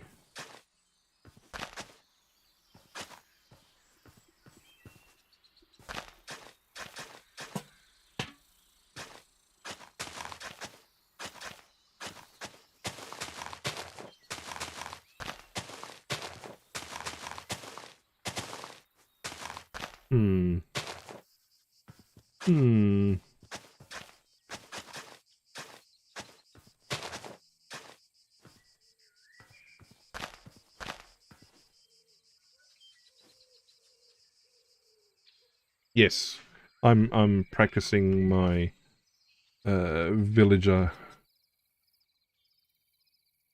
simulation. All right, we'll come down here.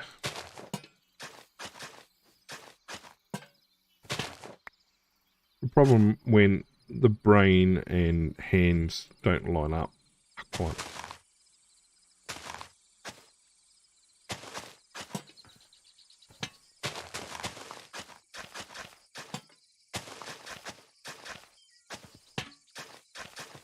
I swear this has got to be the worst amount of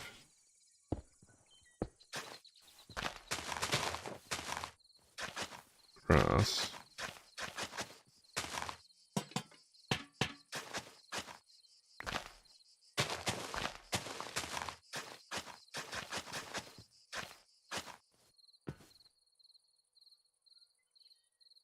Yeah, that'll work. Okay.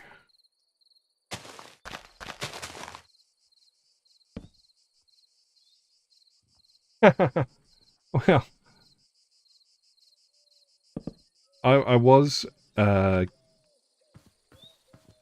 if I wasn't going to be using creative mode, I was going to have an NPC, one of the NPCs, actually use this skin that you can see of the VTube character in the corner. In fact, I think I'm actually using the same skin. Yes, I am. So, would have been using that skin and following me around, and basically would have set them up to have basically a full trading inventory of all construction blocks and workstations and basically all the resources I could possibly want to use to build. And therefore I could trade with them, like, you know, I could set my own trading levels and trade with them for like a stick for 5 stacks, a stick for 4 shulker boxes full of cobble or something like that. So yeah, I mean, as I say to people, the exchange rates and stuff are cheap enough usually on the server that it doesn't, when the traders are in place, you're effectively able to play like it's creative. In fact, we have a couple of traders I put in. There's one of the players was building a mansion in the sky and needed a lot of snow, and so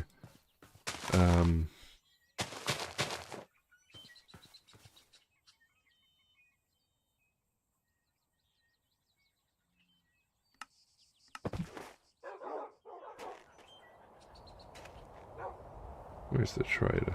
Okay, here we are.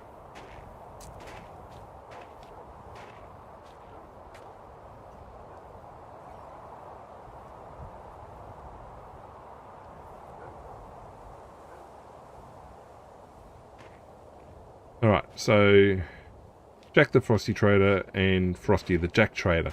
So his trade, I need to set admin mode. I don't think I can trade with them, given that it's a claim.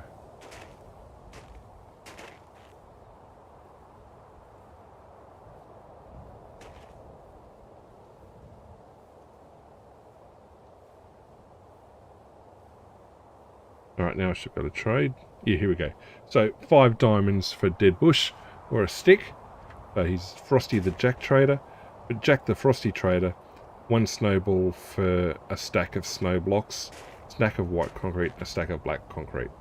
So yeah, so this guy obviously has tons and tons of snow that he can trade with, but needed massive amounts of snow blocks and white and black concrete. So yeah, I set him up for that.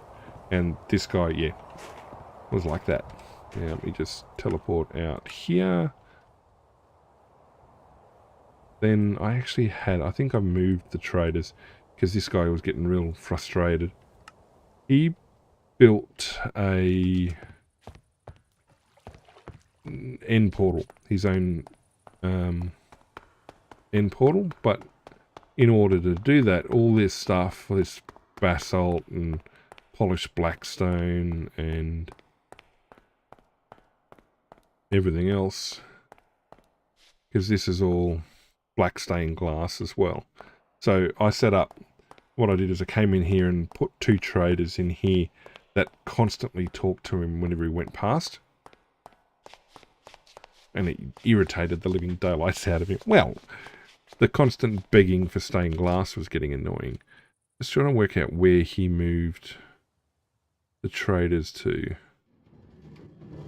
No, that's this guy. That's his stuff. I think the traders got moved into the tower here. What are you doing?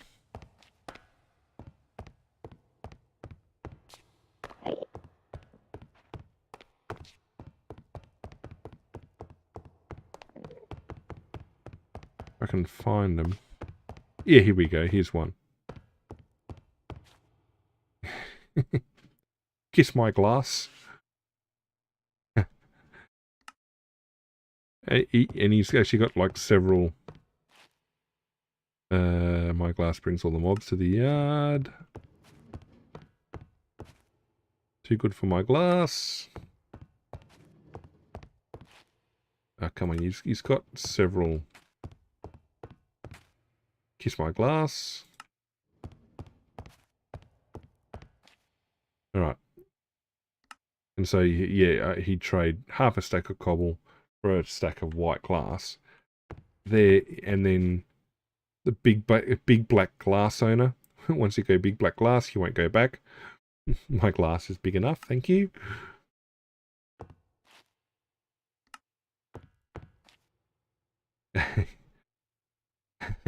Yes, and so then trades half a stack of white stained glass for black stained glass. So basically, a stack of cobble turns into 2 stacks of white stained, which then turns into 4 stacks of black stained glass. So you can imagine these two guys next to each other in that tight tunnel, and their trigger distance is 4 blocks. So having to walk past them all the time and getting harassed by these two traders, these two NPCs, and they even had their little shop set up and everything. Yeah. So after he finished building, he wanted to keep them, so I moved them.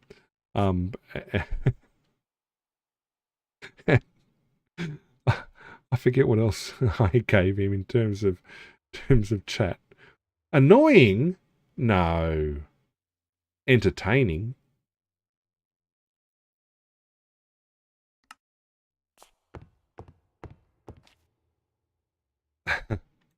And yeah. So, well, yes, I was getting annoyed at constant begging for black stained glass, and I'm like, well, look, if I'm not going to charge you directly for the expenditure on the resources, I'm going to, let me turn that off. I'm going to have some fun. And, well, yeah, that's the thing. It's like, you know, are you going to complain about constant banter from the trader, from the NPC, if it means you're getting the resource that you want for effectively free? Because he had so much cobble from having carved out that space, and I'm like, well, here you go, here's what you want, but the price you pay for it is attitude from the trader, and he can't change it because the only person who can change trader setup or NPC setup is me. So yes, I had a bit of fun setting that up.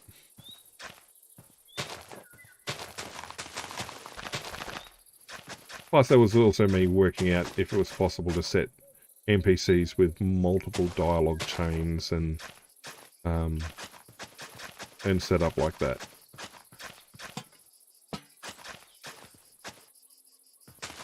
Which also happens, so when you go into, say, the Nether Hub rail system, the ticket seller will have, has his own chain of dialogue, and same with the conductor. There's like a bit of a back and forth.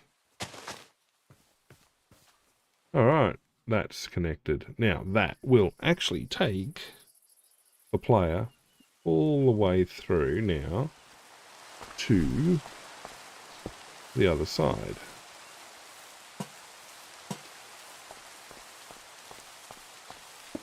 It'll connect the player to the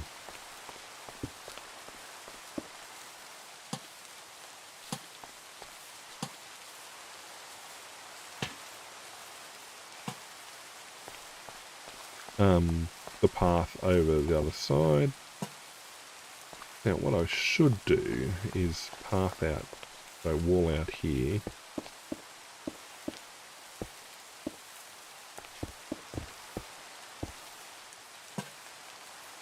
This is a removable bit of, not wall.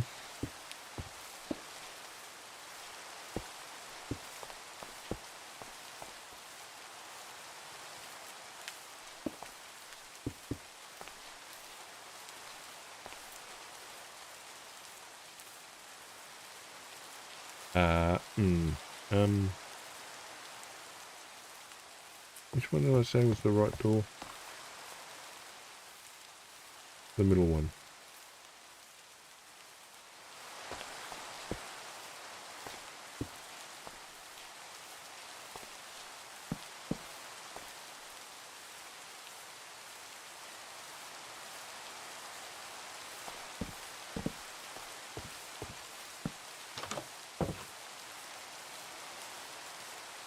Yeah, I think. Get my smooth quartz blocks out.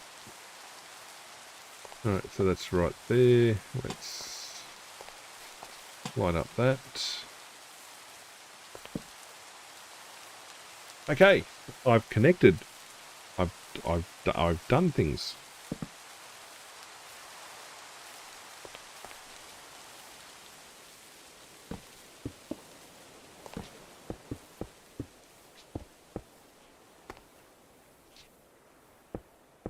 Hooray! Okay, now I don't... Well, I do know. You bring this into the right scale.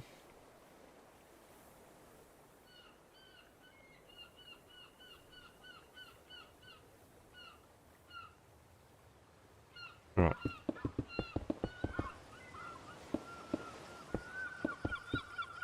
I got rid of my cobble, didn't I? And I need that now.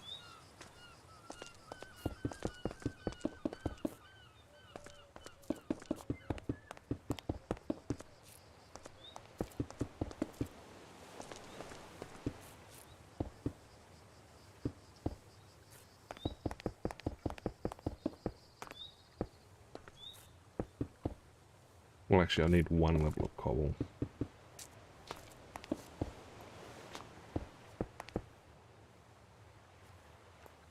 You leveling up from.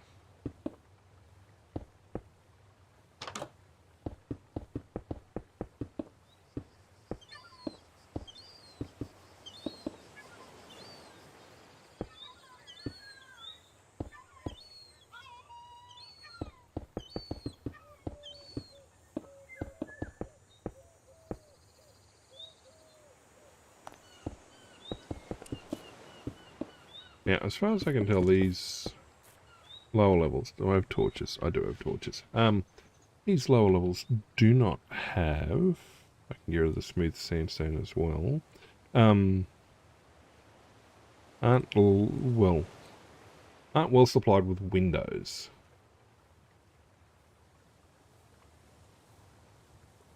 Except for there. The window there.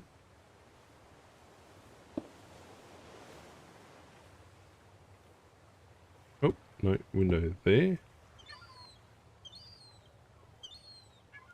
Yep, that's the right spot. The window there. And kind of a window there, but not really. And then there is in fact a window there and a window there.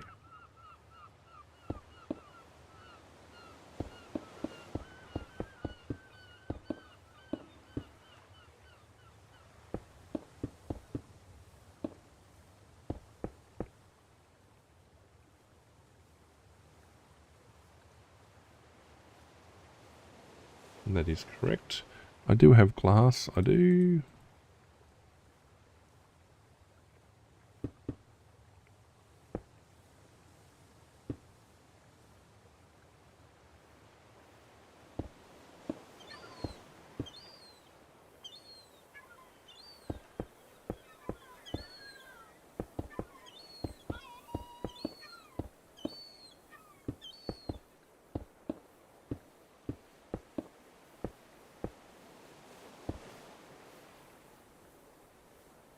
Okay, so the cobble here is actually only one high.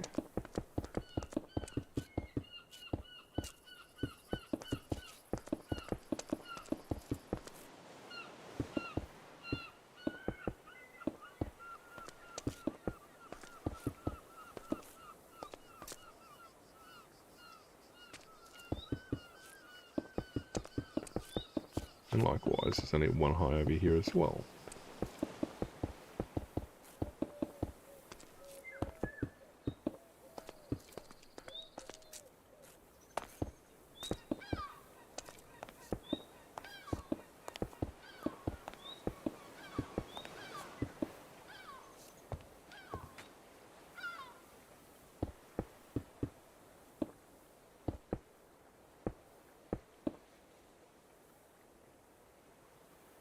Terrible. I am terrible at parkour. Especially if you're talking about Minecraft parkour. Absolutely horrible. I've played some parkour maps that people have done up in the past. And the entertaining aspect of it was how badly I did. I just... yeah, woeful. Utterly woeful. But then again, I don't pretend to be anything I'm not at it. So, in fact, we had a couple of... they invited a couple of other regular viewers along as well, who were much better at parkour. And the other viewers had basically finished the map. The entire map. And it was a really good parkour course. And I was probably only a third of the way through. I mean, it comes down to, I think, how you learn or how you come to playing Minecraft. For me, I've always been build and explore type. And so I've never developed the habit of the sort of jumps and whatnot that parkour people do. I just, never got into it. And so, for me, it's like, yeah, I'm terrible at it.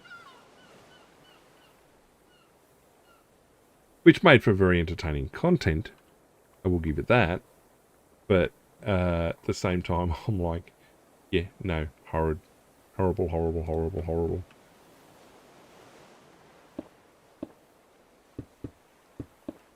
Now, if I've got this right, and chances are I haven't. Now, I've only got one aspect of the windows, so I can guess from the diagram where there's other window openings, but I don't know how they fit into the facade, except on one side. So there's going to be a little bit of creative license coming up.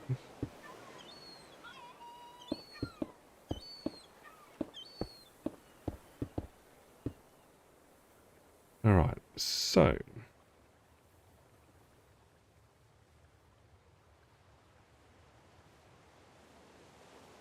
working so far. I'll give it that. Now, ground floor. Ground floor. I'm going to just fill in this completely for now.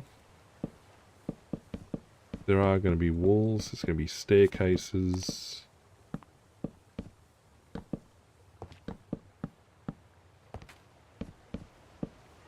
That's a wall there, that's a full wall. I know it is, that doesn't exist.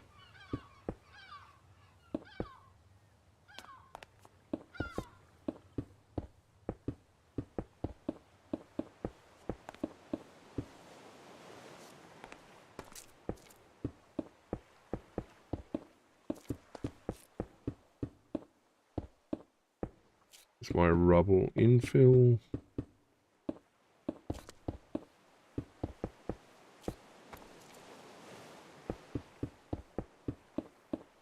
I don't know that, I mean, I know the use of some of the rooms that I'll be putting in. I don't know that I have the scale the detail at this scale level to fill how it should be filled. I mean, there's only one way to find out, I guess.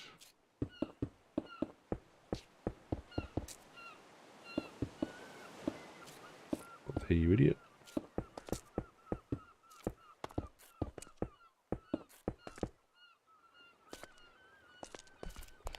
But yeah, no, I mean, I've seen how some people build their maps and designs and everything else, and yeah, enjoy playing the parkour aspect of things. So yeah, that was one of the regular viewers I had a while back. That's what they did. I forget the server that they did it on, but they hadn't actually worked on it in a while. Them and their friends had done it, had been building these parkour maps for a while, and they'd sort of not touched them in years. And, well, it worked for the version we went in and had a look at, but yeah, I was terrible at hitting the jumps and everything else. I mean, didn't pretend to be anything else. It was a fantastic map, though.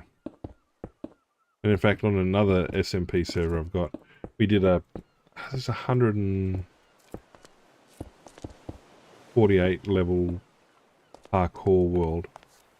It was beautiful world, but unforgiving. In the end, I had to basically creative mode, add god level admin to get the other players through, because yeah, falling from build height to almost bedrock because you slipped was not reassuring, was not fun. And yeah, these other players weren't heavy parkour players, and so for them the fun aspect of it disappeared rather quickly.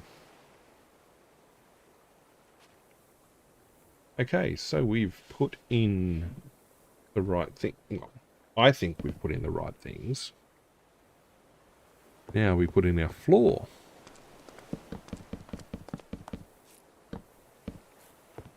Oh, thank you.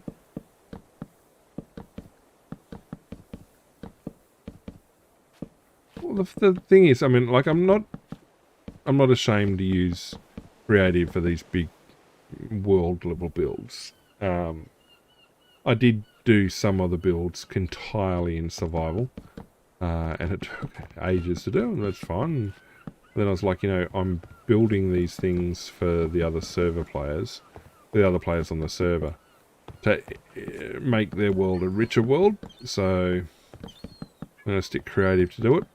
None of these designs or builds or anything like that have been done in World Edit first, or in a creative world, or yeah, not using World Edit, or what's some of the other blueprint things, mods. So yeah, no, so these are things that, well, I'm finding that house had some fiddly bits. It didn't, again, the difficulty is getting fidelity out of a block, out of a design, when your walls are 1 meter thick, when in reality they're 5 or 10 centimeters.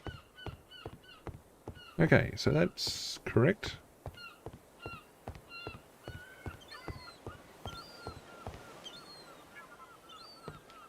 Okay, that comes up from there, that's correct. 1, 2, 2, 3, 4, 5. Once that called fish alive. Right, so that goes there. That then closes off the back, like so.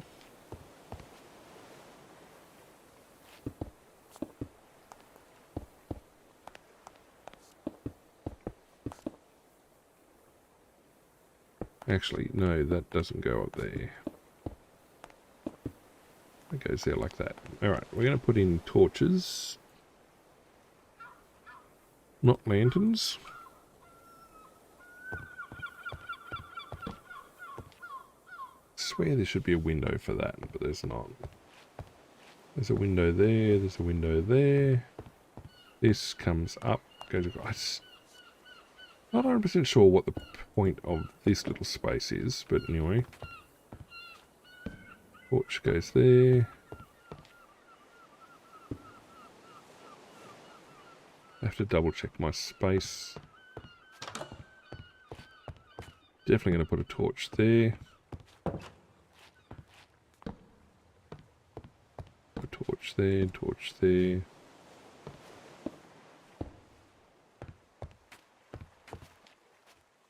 Now that should be like that.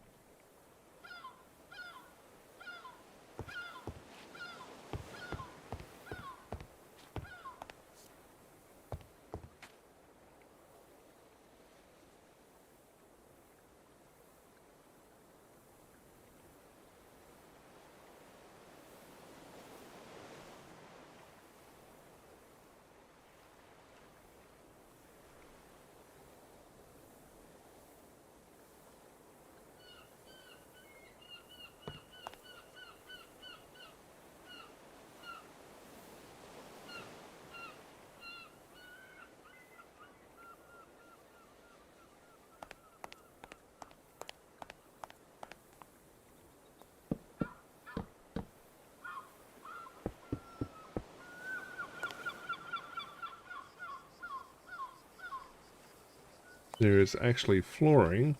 Now this is actually now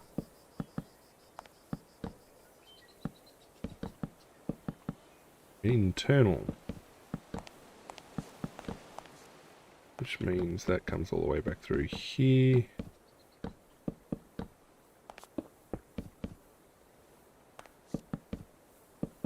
I think the way to hide those, because you don't want the flooring showing, so if we jump down over the back here, how we avoid that being a problem is we go for smooth quartz slab.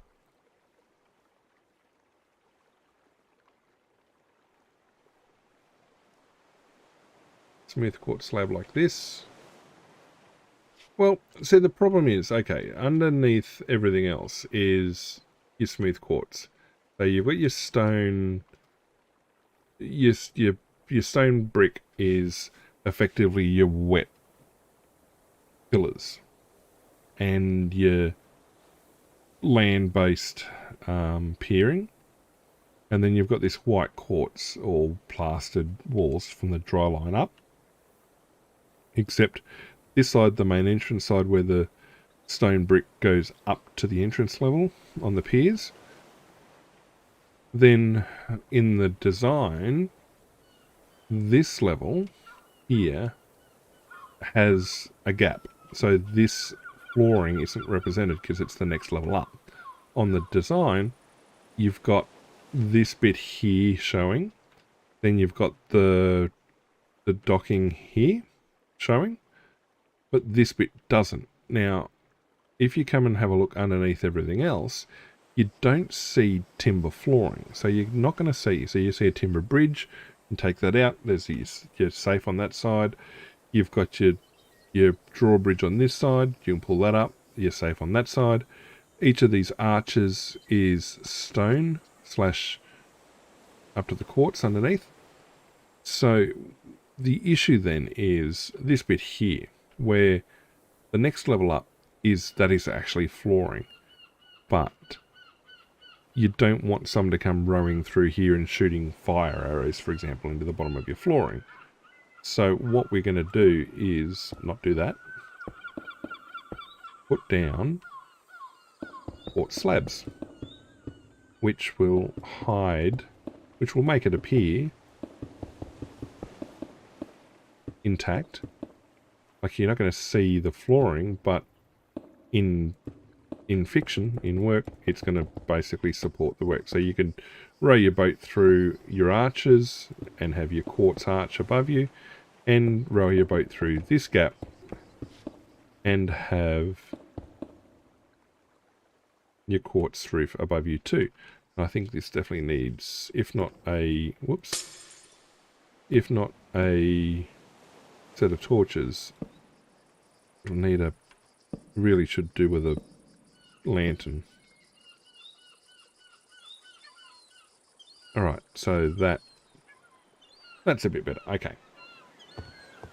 Which means then I can get rid of that because that's all flooring.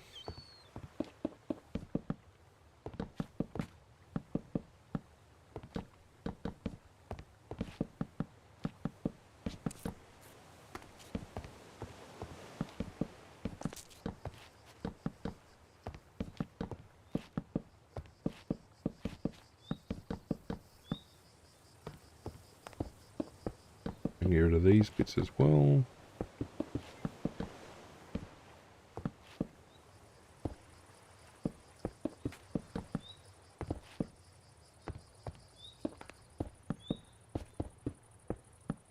In fact, what I should do as I go is I should actually complete the fit out of each of the floors, because otherwise I'm going to have some really weird gaps.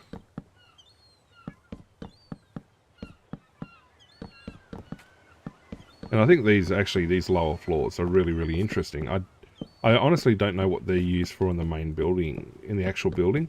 It looks like they're a workspace, kitchen prep, storage type thing. But there's presumably a security point there because they've got a water level access to the building.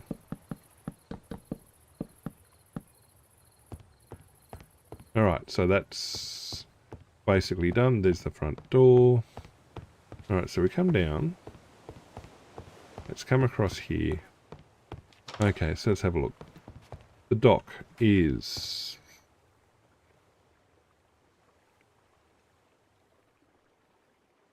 done.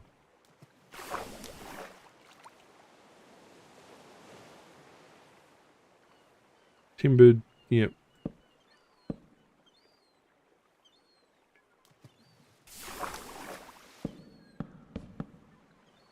Alright, yep, timbered, pull in. Come up. Into the door. That's good. Okay, so this is a single room. There's storage back here. That's deeper than it should be. That is deeper than it should be. There's a window. There's a window. That's right.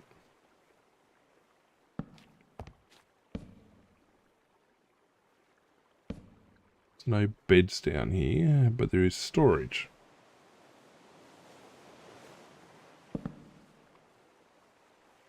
Get rid of that. Get rid of that. Okay, what we're looking at now is some sort of storage. I like the loom. I do like the loom.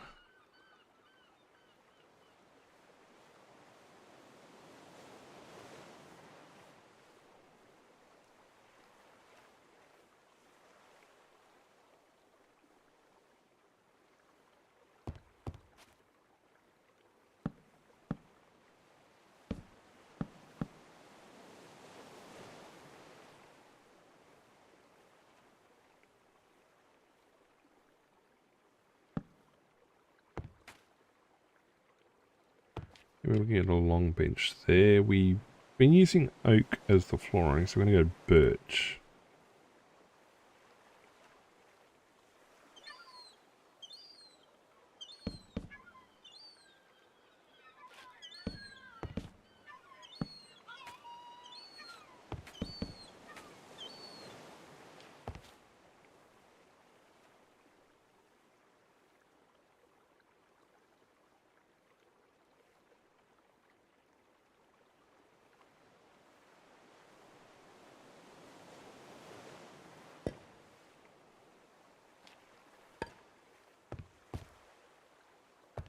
And there's like a table in the middle.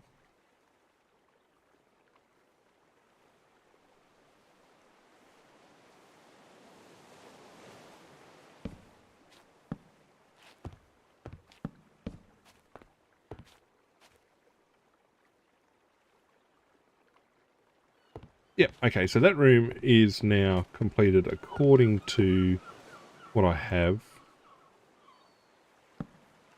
layout-wise.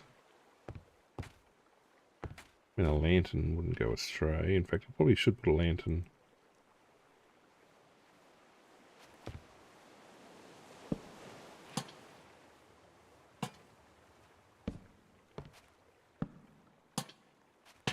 Actually, no, a torch.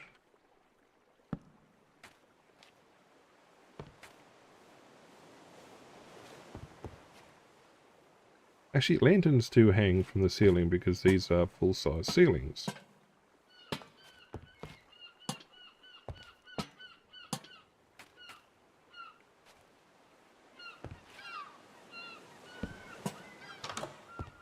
Not that, though.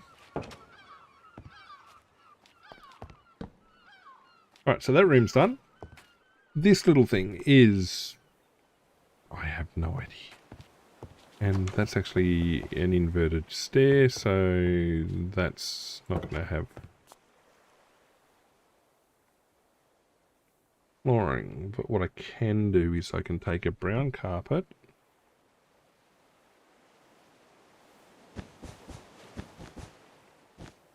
put that down. I honestly have, I mean, I think this is going to be like, there's going to be stairs above. Alright, now we're down the back here. Let's get that birch back.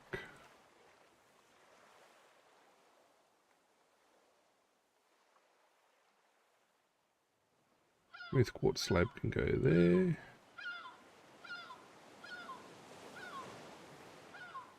Alright, so over this side we have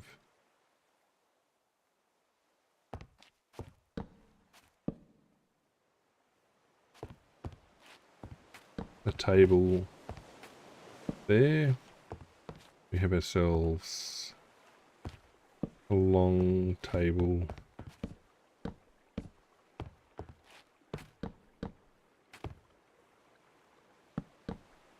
there. There's no benches as such. I mean, there's a fireplace there, but I don't know. I don't think I'll put a fire in, but I will put a pot. Pots are nice.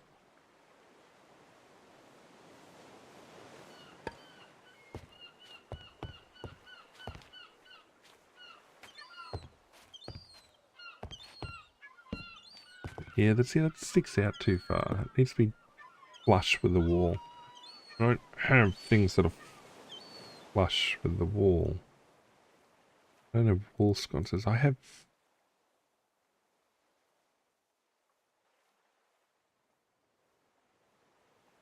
No. No, I do not.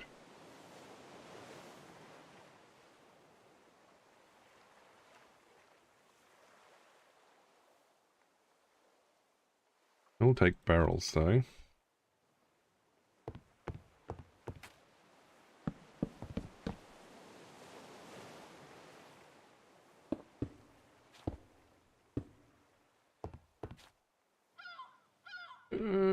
I mean, it should be a stone brick there. Should.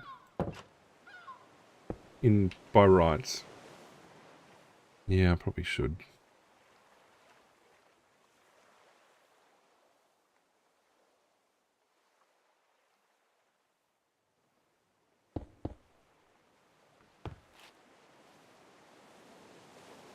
Alright, again. Full ceiling. We're going to put a lantern above the table.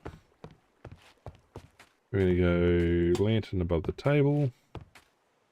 There is a window out there. There's a window there. That's good. No windows in this room. No windows in the storage room. We have... I do want those pots back.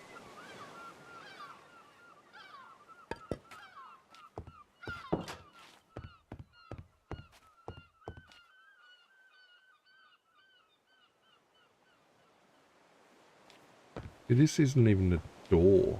It's like this.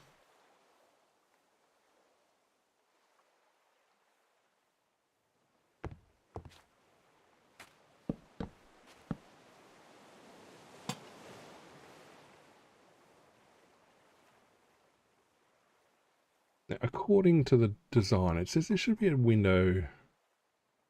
No, it's not a window. It wants me to put a window there. Not gonna, though. I think it deserves...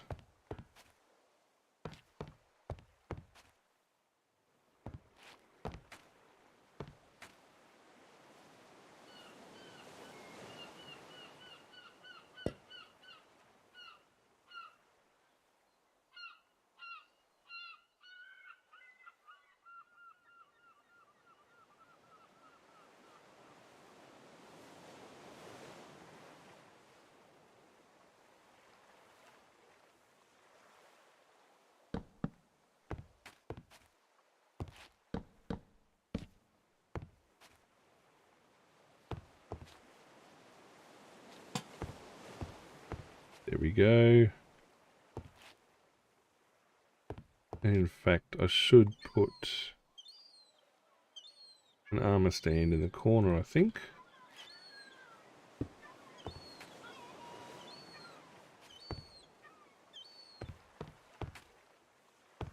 No, that's looking about right. I did have something there.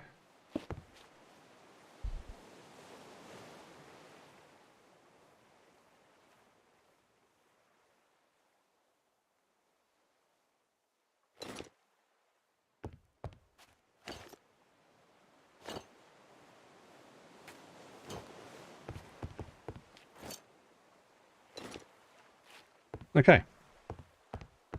That can get knocked down. We've got lanterns. There's no door there, according to the diagram. There is a door there that's used. That looks good. I mean, I could put pictures on the wall. Again, here, I'm not sure. This is done. That is... We come up the stairs, up onto the main floor. All of that level is done. Hooray! Alright, next level up.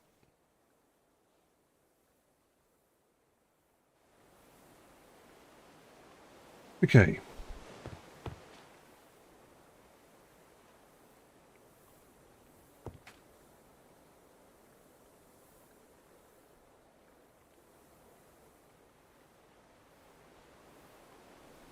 We have a sec, I can't see what I'm looking at.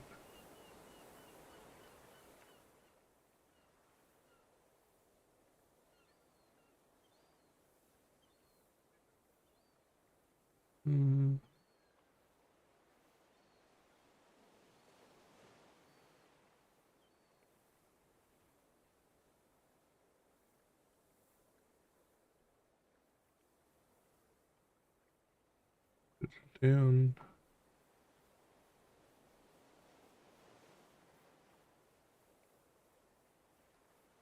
Got it. Alright.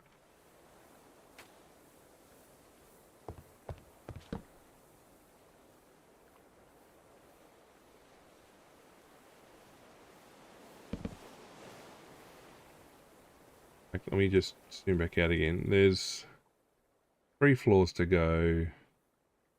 1, 2. I don't think we're going to be doing massive roof lines, but we'll see. Okay.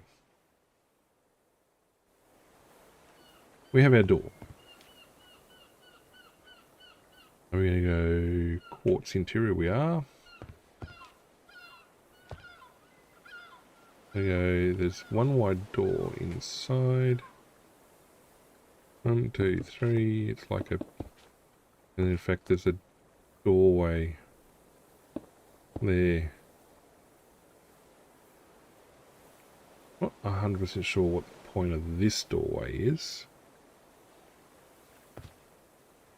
G'day, Avery Mill. How are you? Sorry, I didn't see the chat. Not doing too bad. Yourself?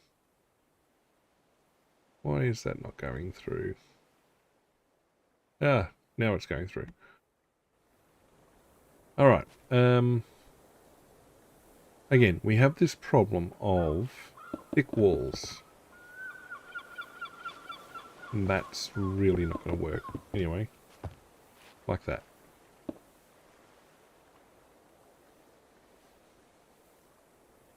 But in fact, that does work like it should. I should put a slab. Oak slab. Gimme, gimme, gimme, gimme, gimme.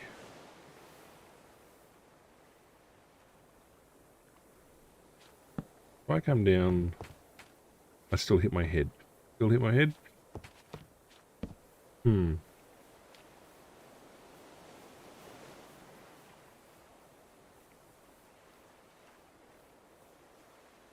Line up with the outer walls.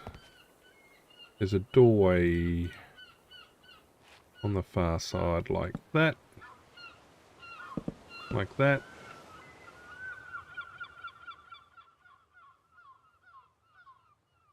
Yeah, not too bad, thanks, Avery. Me? Yourself? Let me just move my chats around so I can see what I'm doing. Alright.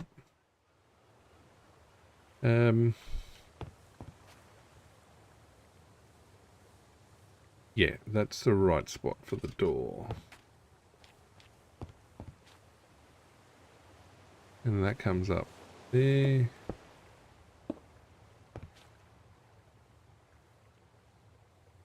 And then basically we're along here. Like a curve bit there, like that. And then these curve around.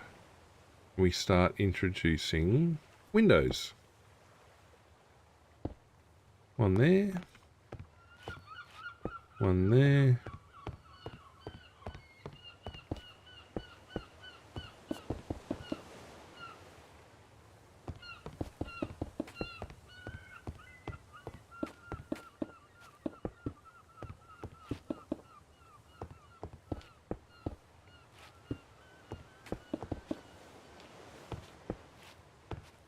Yeah, that's not right on the phone, but that's okay. We're going to go, there's a window there.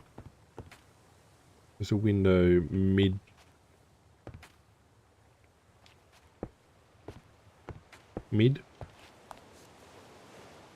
Ah, yeah, mids. Mids are big.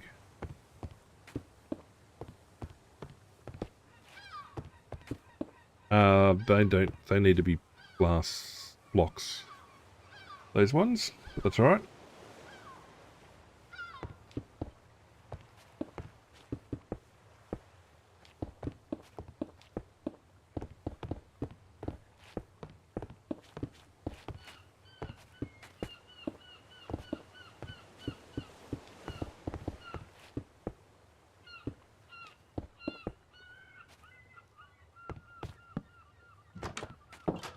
Hooray!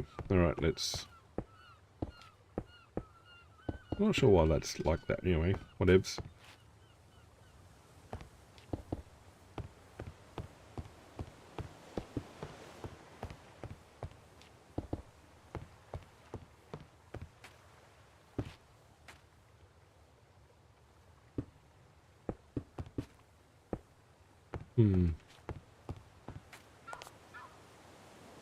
There's some fiddly bits here, but look, we'll work around that. We'll take care of this long bit first.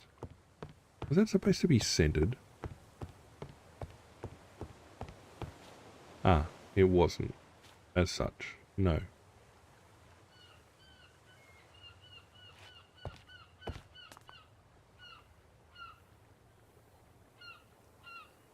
Double check the windows down the end here. There were windows, of course. They're much closer. That'll be there.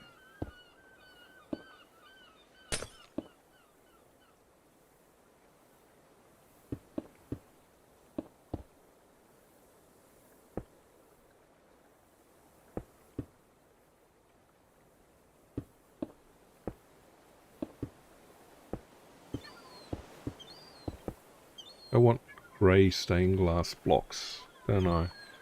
Grey, grey, grey.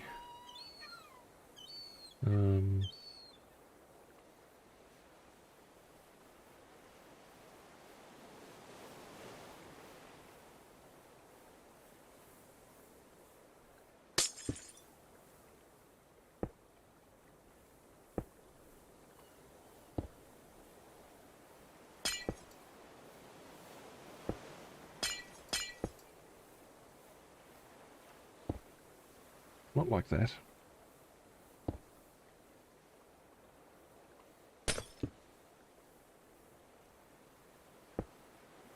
Now, I swear these blocks, these windows should be too high.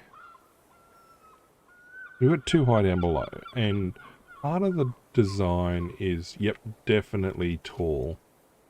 Definitely tall. The idea is that the windows are very... They contribute to the scale of the build by being vertical.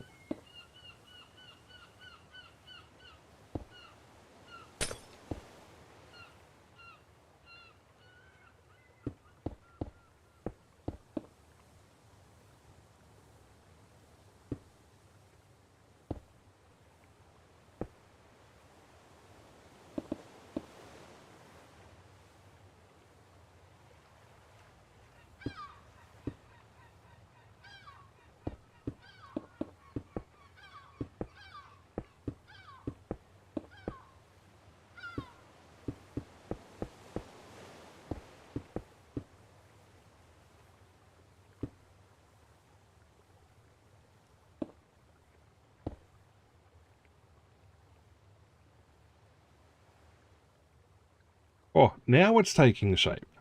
Now it's taking shape. All right.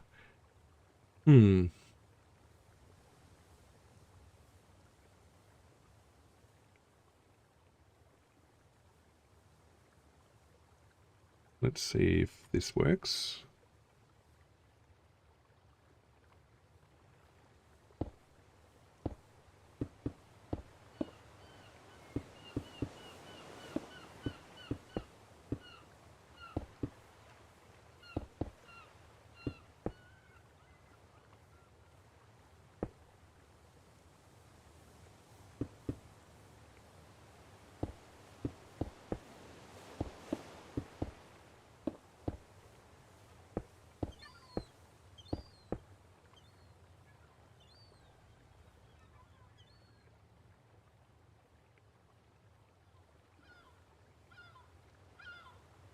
I was right. That's in the wrong spot.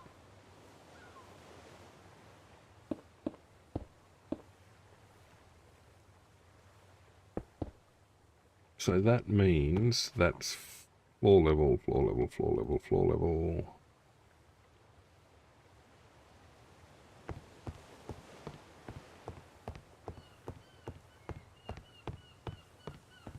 That's 1, 2, 3, and then up.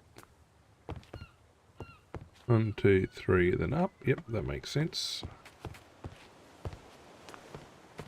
I mean, I suppose I could go taller, but...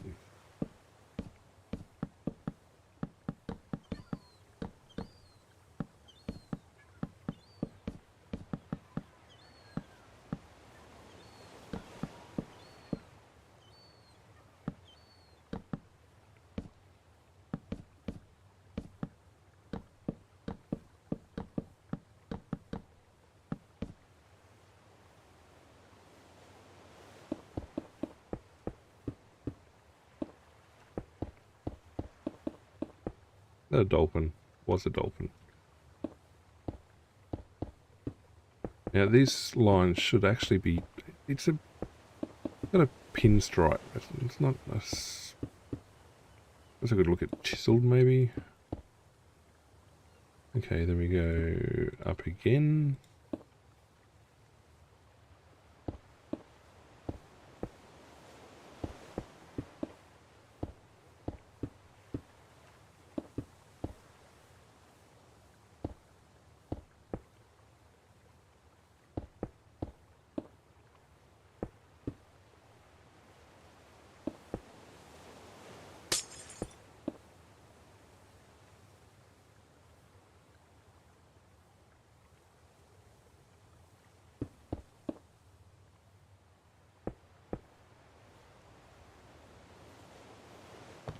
I had a bed. Did I leave the bed down? No, I didn't. Right, there's the bed. Well, I'm hoping so. Well, if I can get the roof line working. Okay, so let's zoom out over here. Okay, so that's complete. The pillars and the bridge entrance is complete. Everything at the stone level is complete. The to the ground floor is also complete, so that's complete there. This is now coming up. Now, it's got to have a unique amount of vertical extent at the same time as I got to find a way to add flare without breaking the design. Now, that does go at that roof line. I'm going to double check.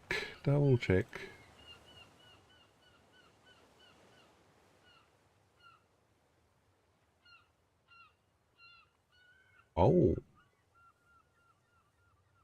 The design is telling me there's not a third floor, but there is a third floor of lighting.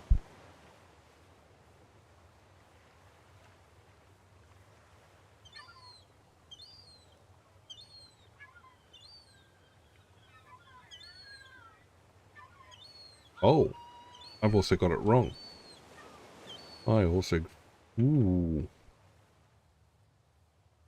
What happens on this level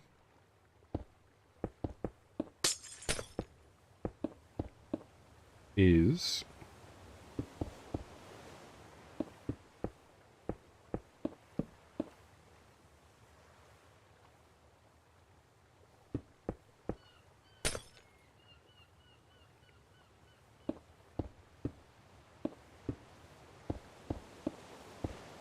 okay, so the entire third floor comes back flush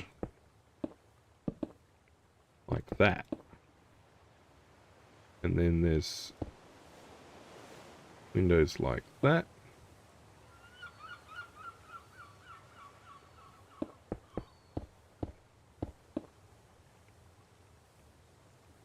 Alright, now we're going somewhere.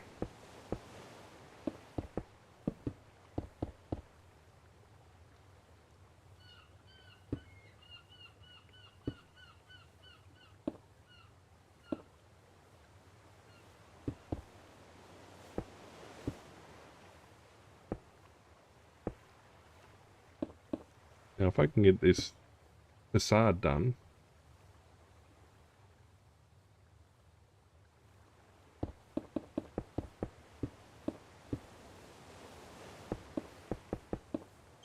which probably explains why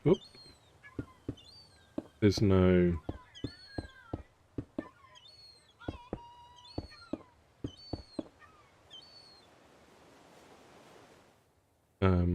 third floor as such.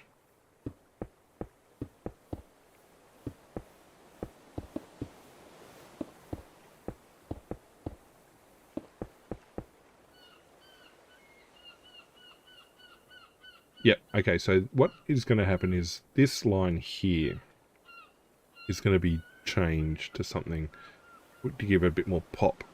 It shouldn't be completely flush like that. And these other windows probably a little too large, but okay, so that's correct on the internal.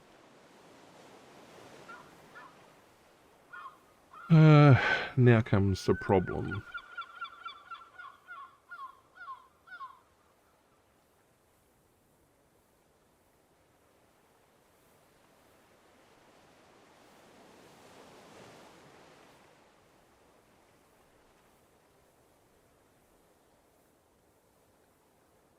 I need something that's blue enough. Warped. Yeah, see, I do not like roof lines that burn.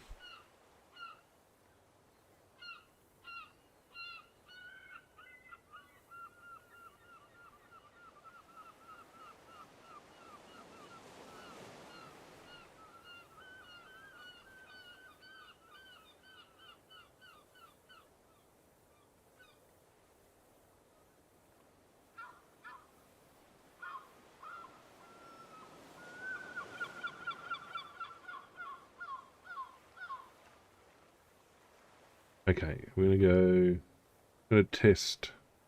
We'll do an A/B test. All right, so above this window.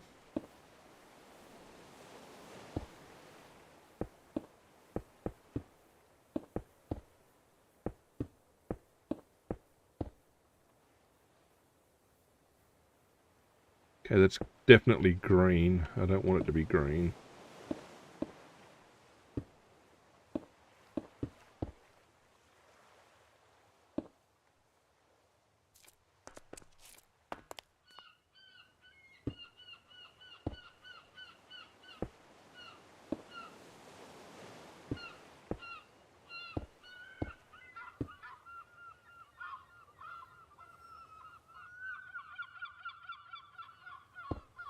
Alright, that one will go there.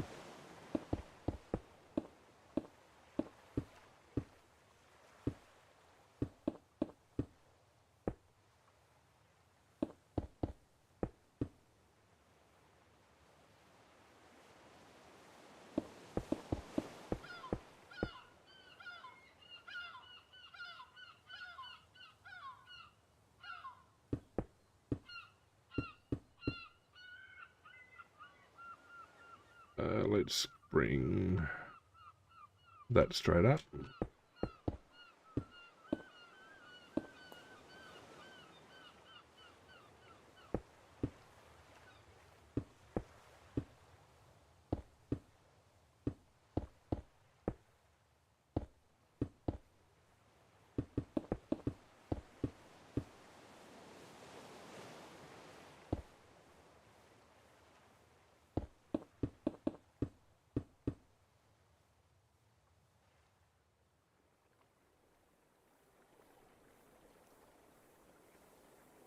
It definitely needs the blue. The green is wrong. It's a blue roofline. I'm just not a fan of the blue.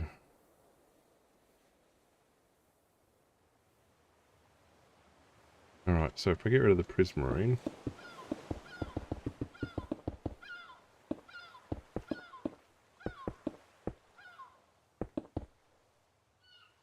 let's try a couple of alternates. We go 2 up.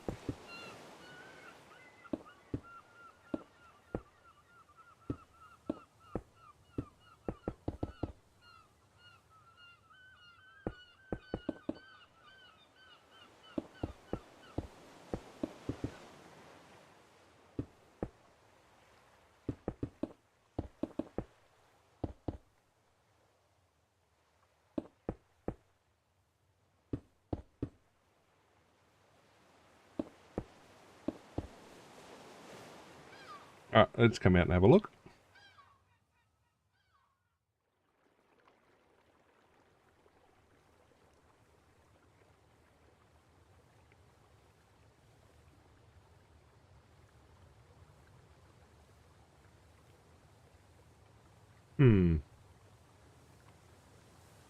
I don't know.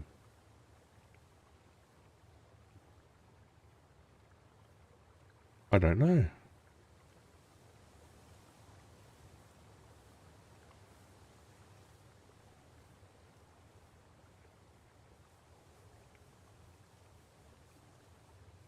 Anyway, let's finish putting this in place. Alright, so that's going to go up to there. When it gets to that floor, it is straight across.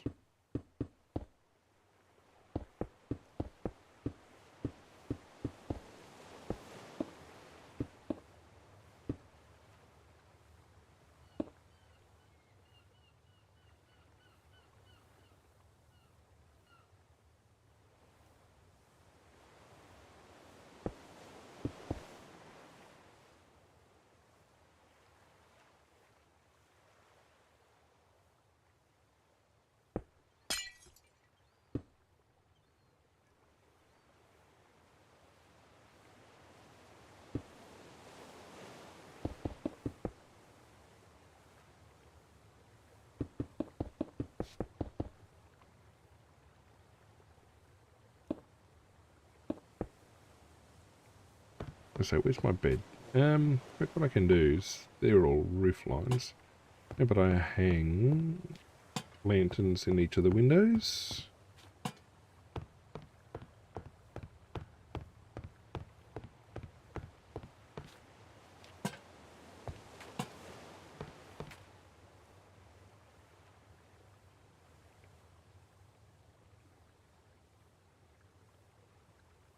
Well, that's pretty cool. Yeah, I think the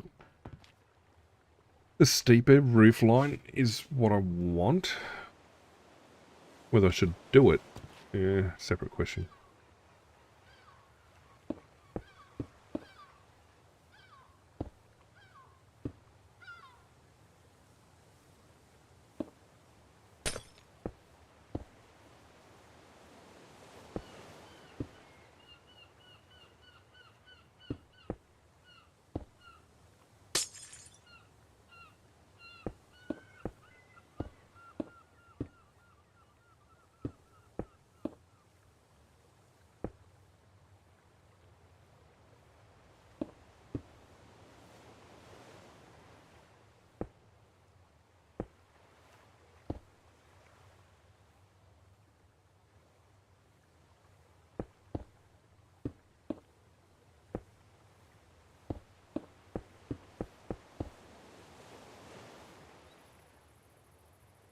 Alright, I actually didn't think this would be the hard part. Well, it kind of is, because in the real building it's all curves. And again, dealing with a scale that doesn't quite want to do what it should. Alright, so there's that indoor level done. I'll bring that across now.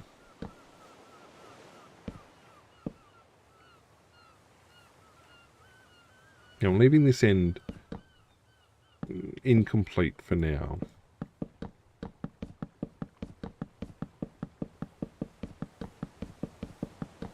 You're definitely not going to look at the ceiling from the roof line from inside.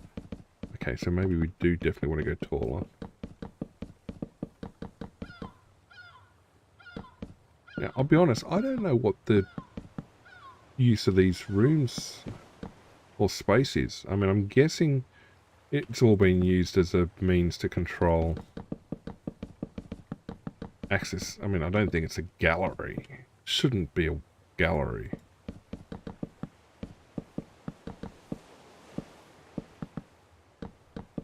Can't be.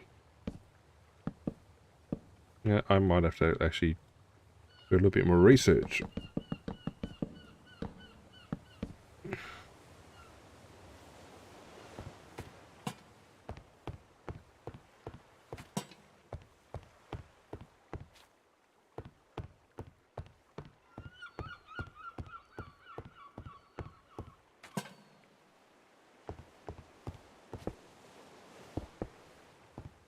Basically, that's that floor done.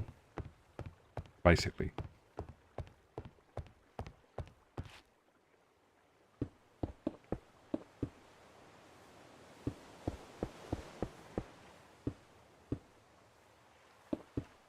think there might be a window there.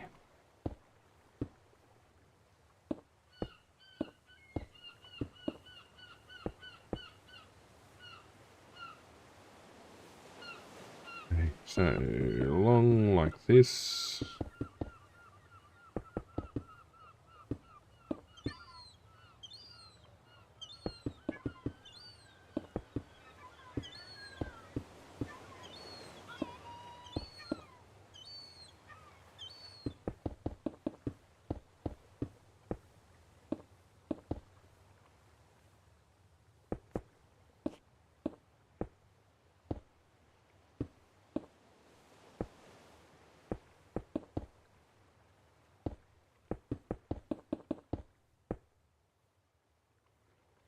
Now, let's pull this one all the way across here.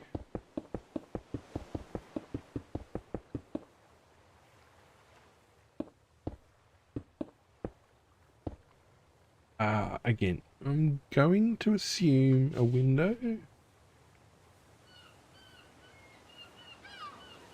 Yeah.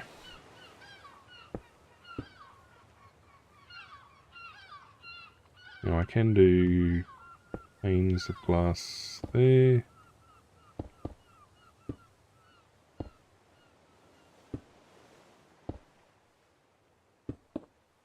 Now the diagram I'm working from basically has this upper level over here empty, and basically just a table in the lower level. Don't know that that's what it should be. Again, I do need to find something with a little bit of texture on it.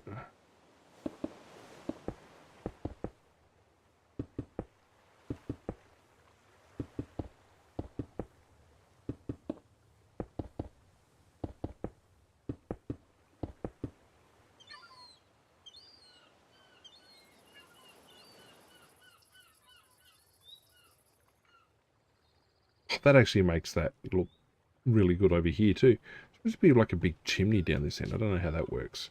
Anyway, we'll close that off. Maybe it's a big fireplace on this level. I don't know.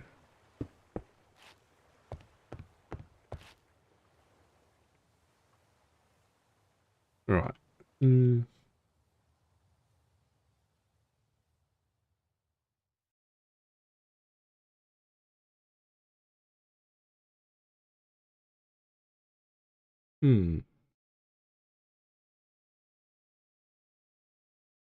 If we have a look.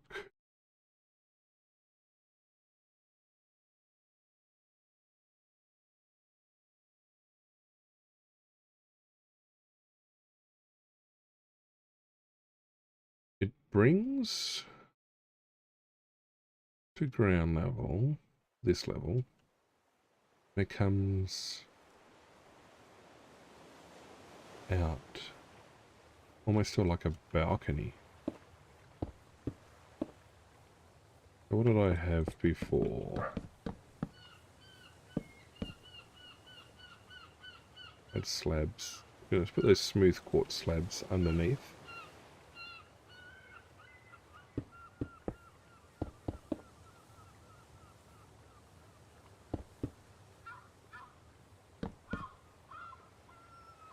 And in fact, it put massive glass windows. It did. Like full height. So like 1, 2, 3. And that is the right floor. Yep.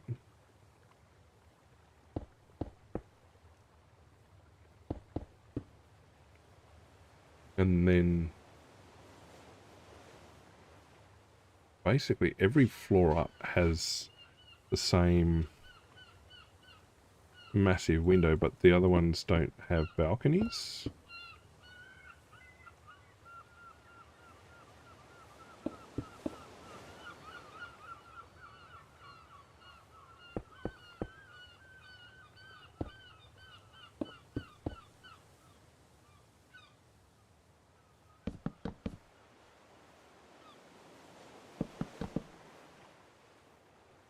Okay, and then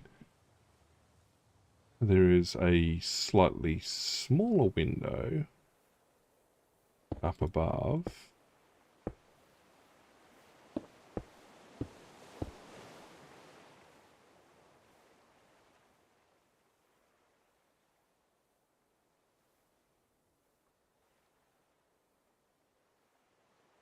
Actually, that kicks in at the blue roof line, just right.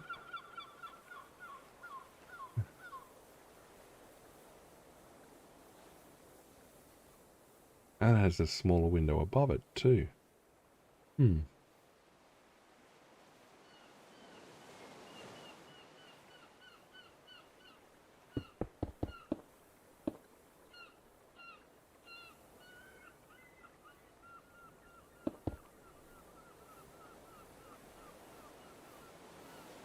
These have a too high window, but they don't go to ground level.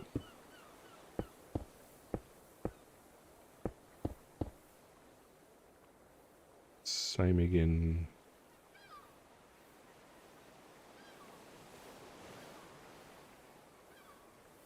Up here.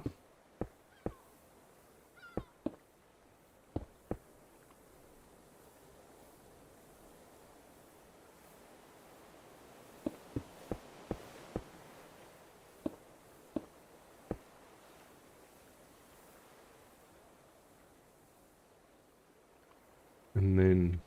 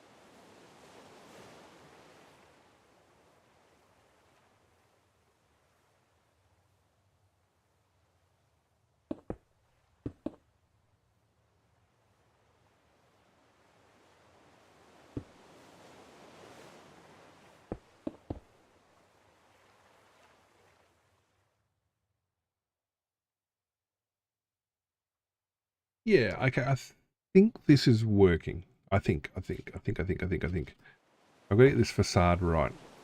There's like turrets and stuff all over the place as well. But the height looks right. Looks right. And I've got the little white bits and pieces over the top.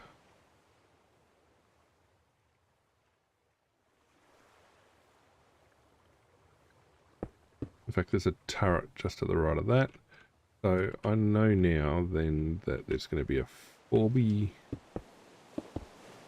There's going to be another turret thing over here.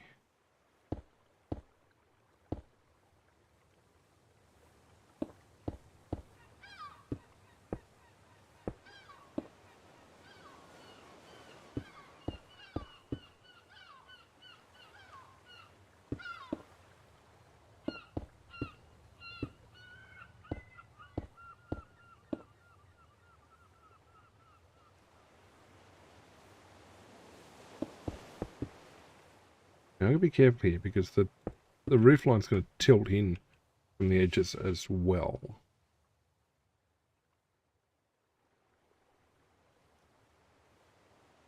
Alright, so the turret comes down here. And it's a 4-floor turret.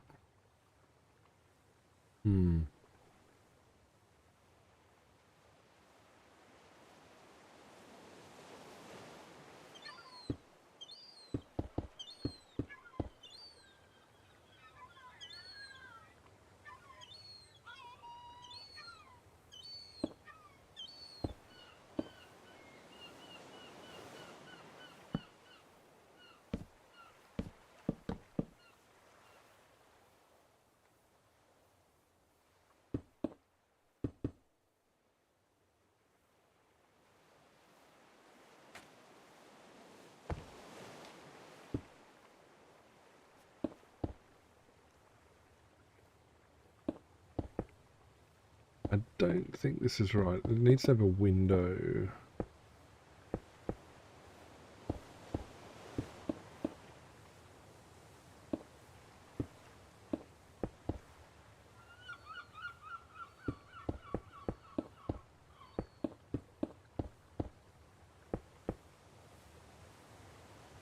Alright, so the turret comes down to there. Did I have stairs? I do. Let's invert the stairs.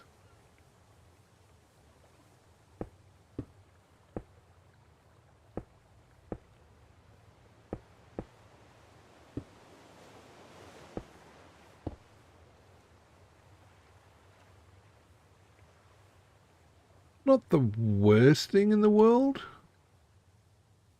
Not the smartest.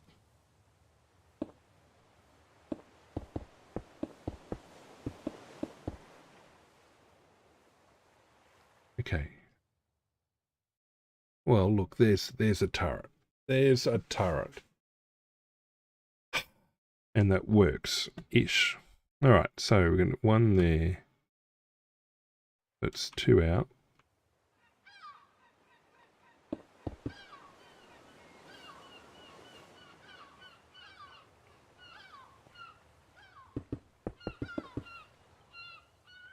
Like that.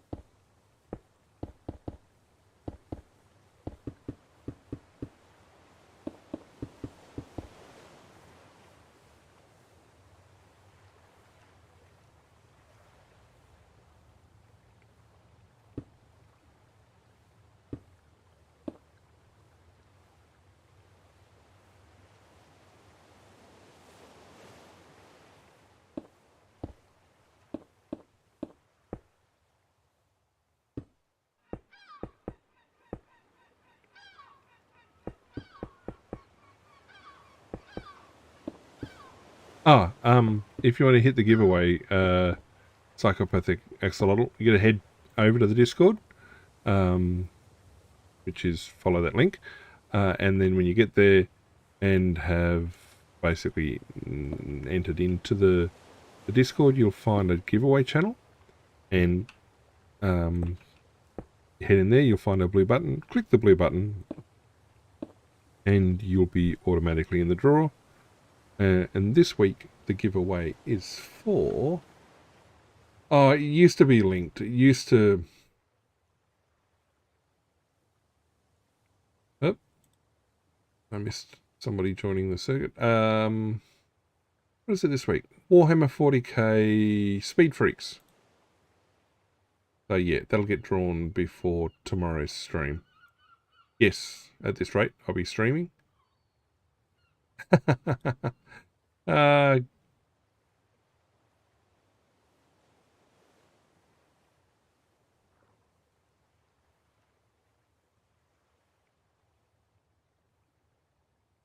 Good work for the memes. I've got to add some memes to the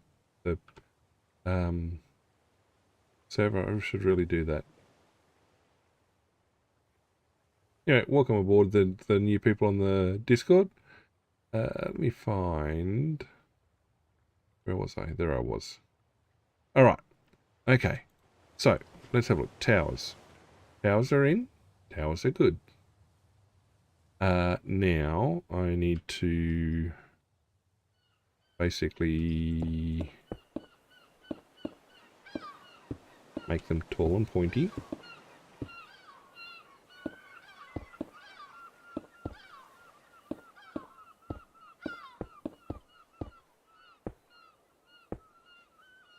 Like that.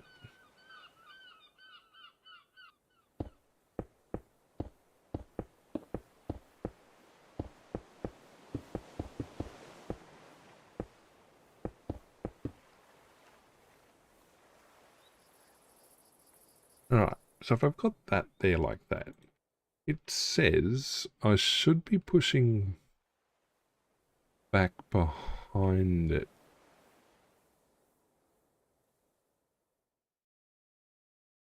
If we come back like that.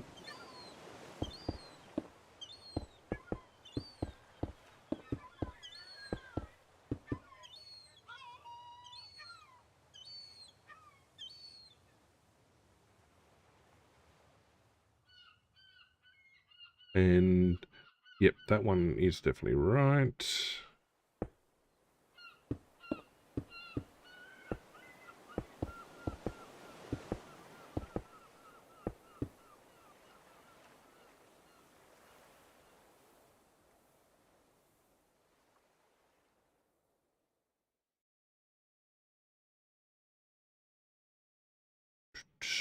I mean, it almost should go up another pillar. Should.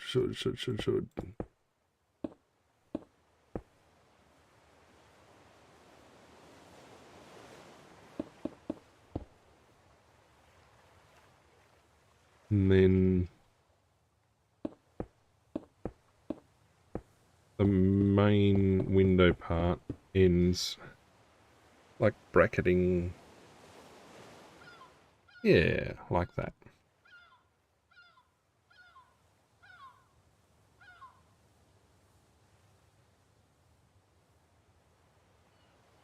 There's going to be a turret at the back.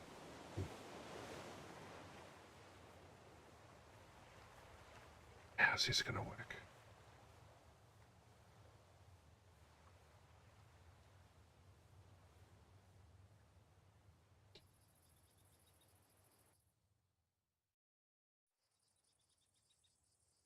Um,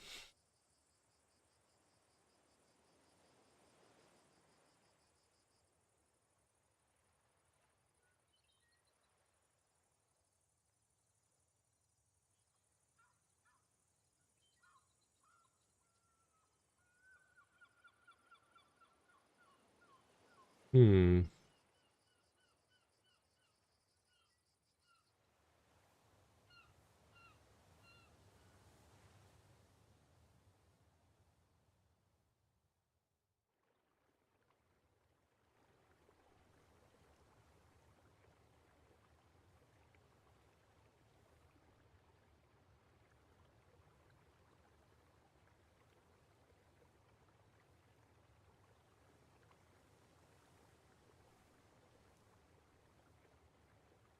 Not quite working the way I want it to.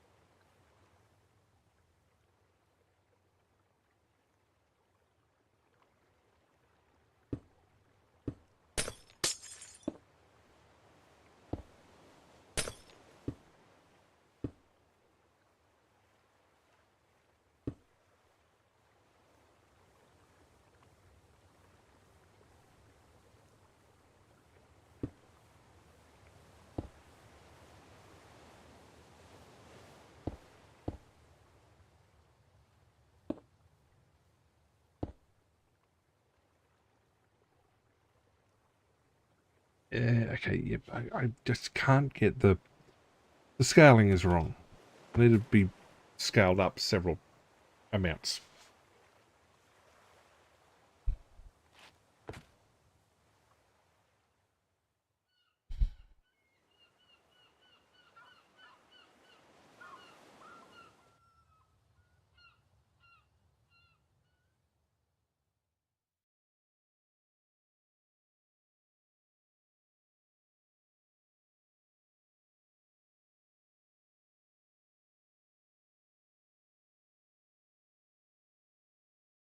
I'm guessing these roof lines are going to come back squared up.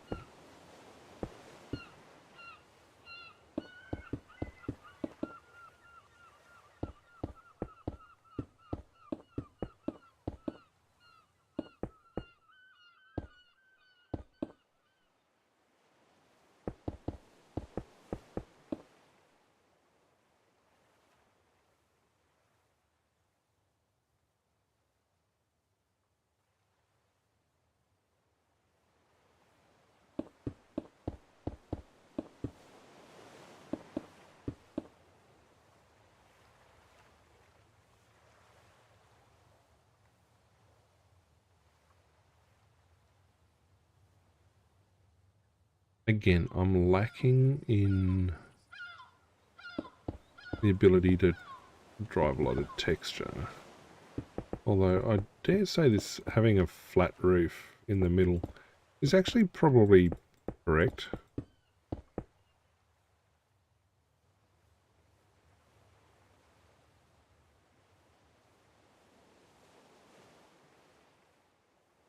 What did I do there? Did I do something wrong? Maybe. No? Yes?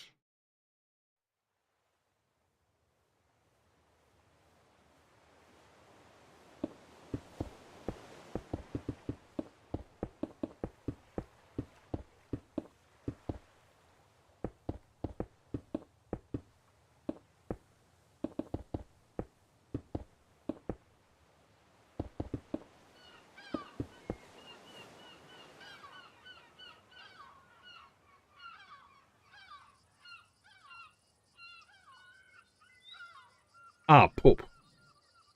Oh no, I got my dimensions wrong. Look at that, I did that wrong. Ah, poop, poop, poop, poop, poop, poop.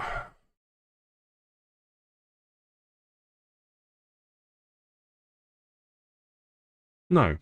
Oh, I didn't. The problem is, it's too narrow on this side. Like, there's a block missing. Ish. But, they're different widths. So the drawing is fudged to squeeze things over.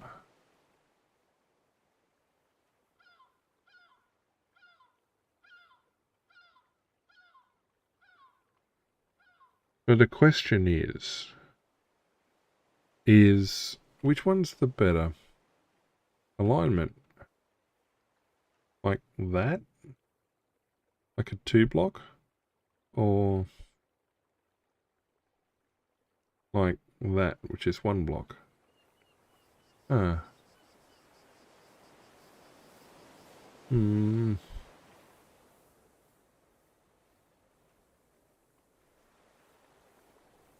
Because it is wider on the... I didn't even notice that. It was only because the roof line wasn't lining up properly.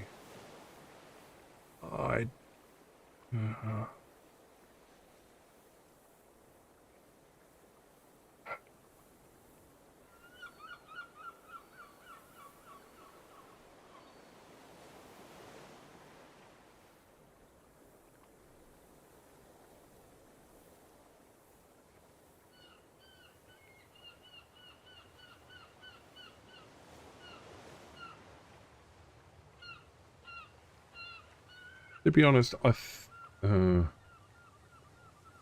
know.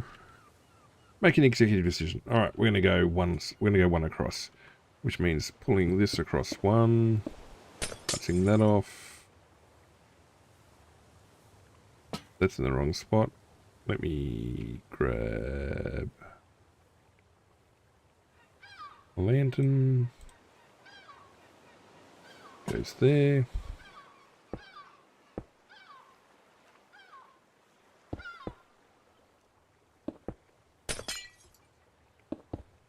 I may regret this. Ah, hang on, that's an actual.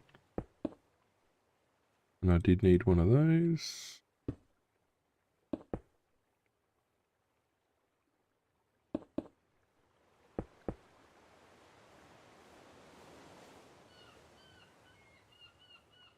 Yes.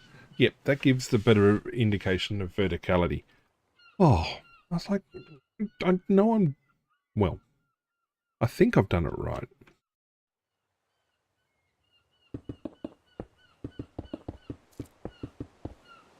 Which is just going to cause issues. When it comes to roof line fixing. Anyway. Problem for future me. Alright, so... you come back. See how that goes.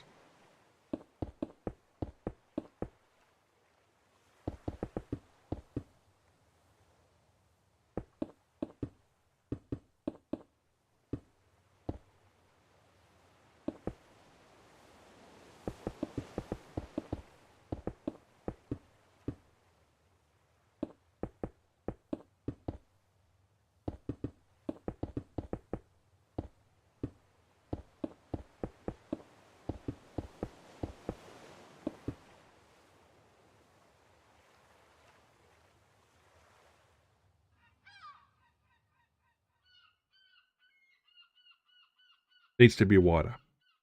That is a solvable problem,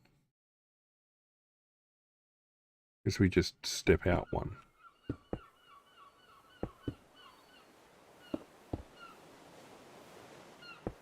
Well, probably two.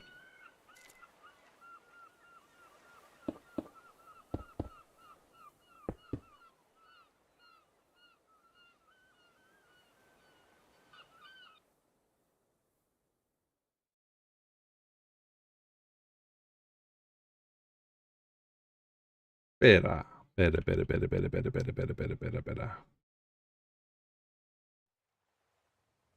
Which is fine, because that's to there. We've got two more step downs. So that'll be there. And then that will be the outer roof line, just about. And we're one block off. That's actually much better. Alright, let's that off.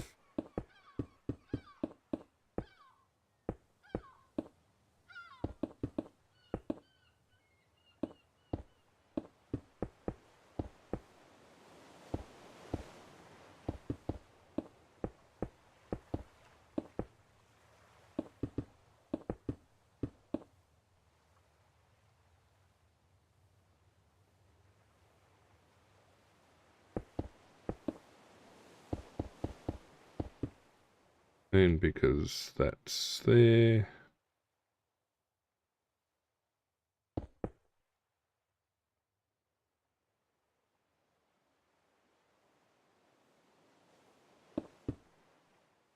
Where's that outside line? Oh, that's a bit further across.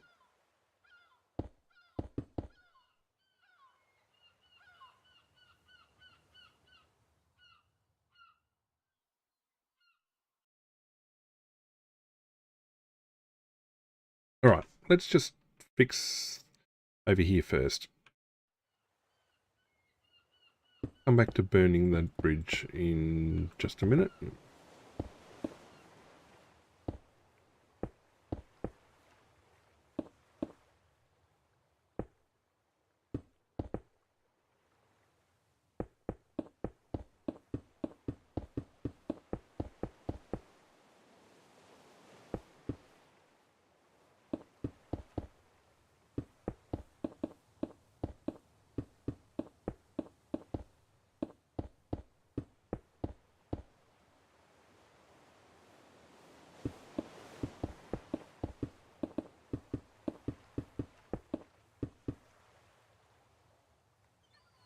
Alright, so I'm going to put in...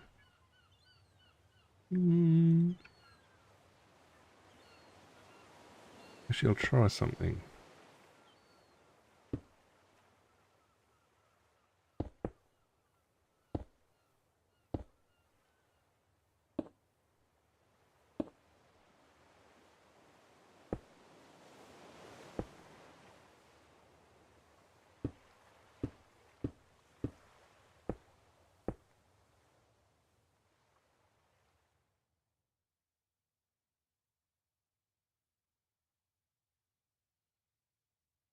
She said it's supposed to stick out. Maybe if I invert the stairs.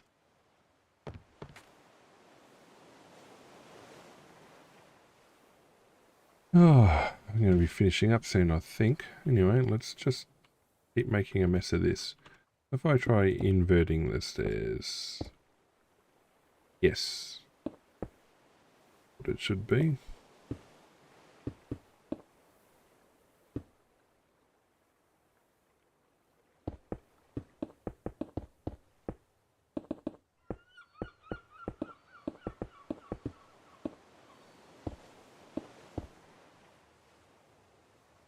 And then over here, it actually then comes to a point, quite literally.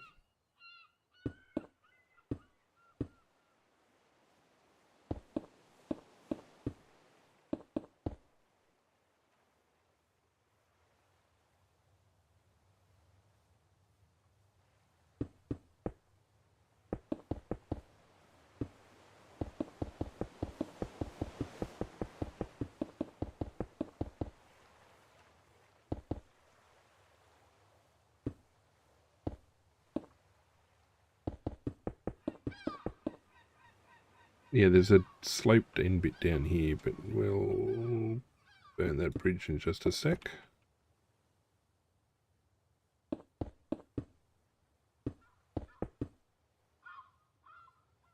Oh, don't fall down.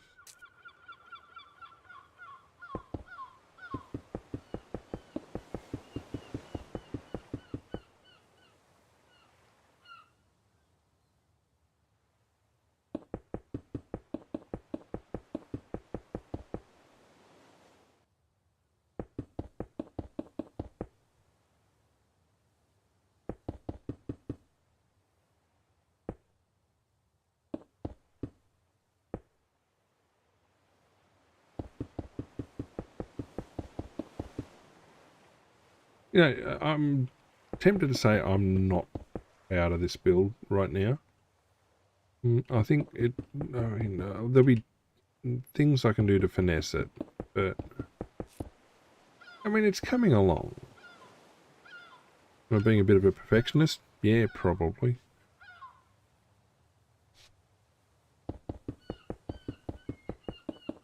Have I got a lot done this week compared to where it was last week? Oh yeah. And then realised how fiddly the internal walls were going to be because I've got tons of rooms that I can't really put in on a single, on a 1 metre wide block.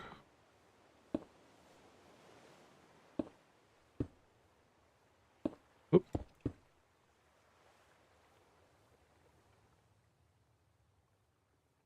Oh, yes, that works. That does work. Worky, worky, worky, worky.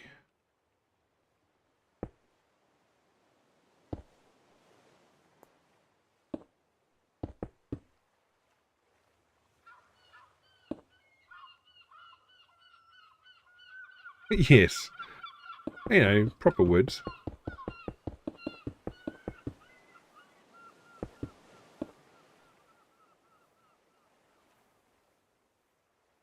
I've still got to work out how this is going to work on the inside here.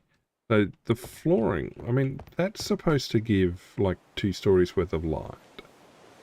There's no indication that there's an extra floor. I mean, there's half an indication from the fact there's a window line.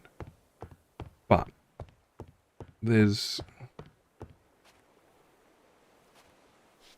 I'm tempted to make it like a beamed, make it lined.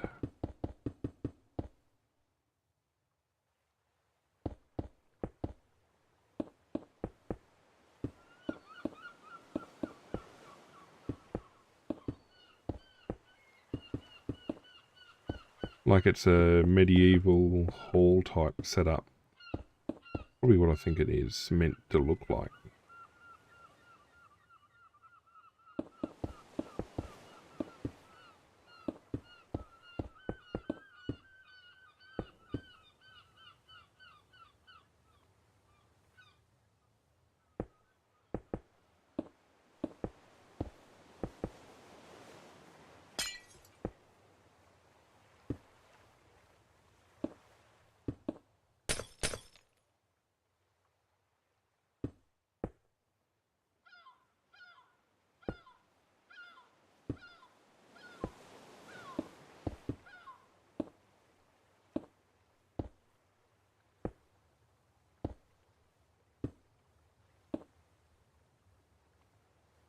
Okay, so the outside main part, okay, it still needs to be dressed.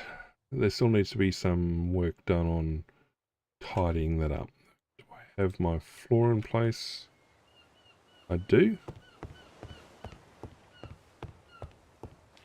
So the way I see it here is either they're providing attic lighting, but you're not going to be looking... There's no suggestion you can get up there.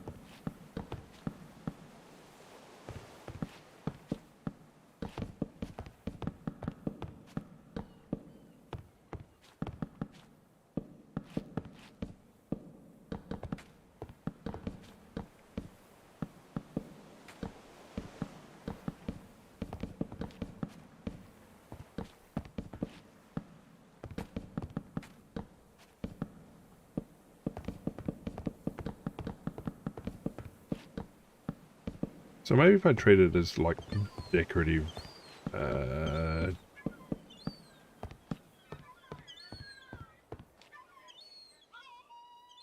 mean, treat it maybe like a grand hall.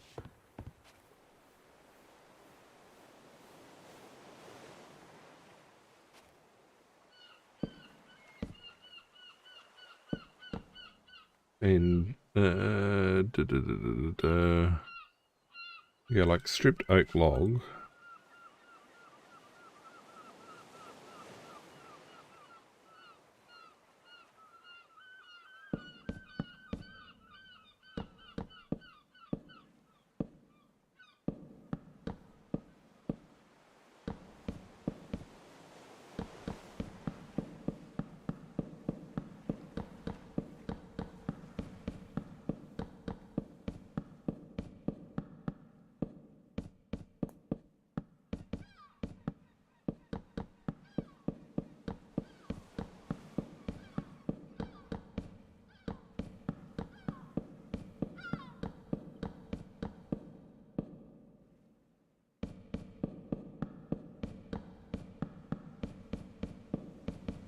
You're not going to want your rich people to see the underside of your blue roof. So you want to have that covered up.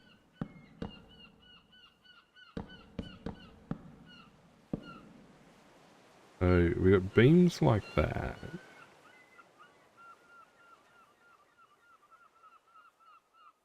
I have... No, I got rid of it, didn't I? Oak stairs. Let me get rid of that.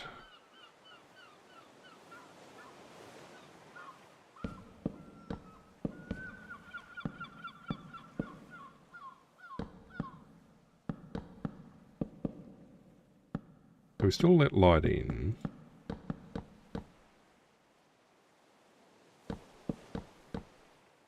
But we don't let the rich people see the underside of the roof. So we've got like paneling.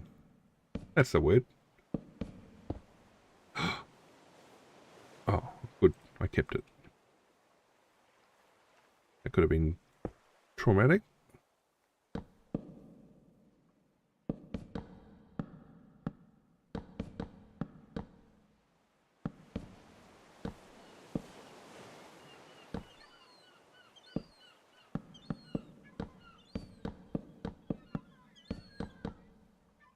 Alright, so that's definitely lined. We've got our beams. They're going to have lights hanging off them and everything else. Like that.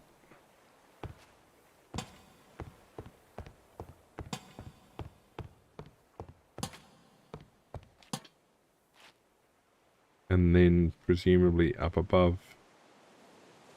We definitely... That's definitely lined.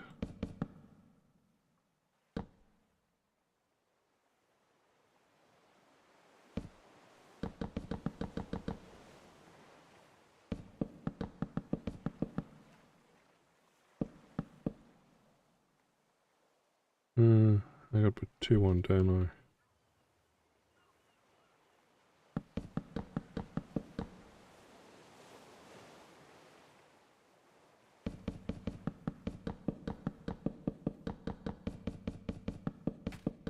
Just after I finished doing it, I'm now questioning whether I should have put like dark oak or spruce lined ceilings. It's too late. That would require me going back and fixing it. Ain't gonna happen now. Actually, that does look relatively nice and neat and tidy.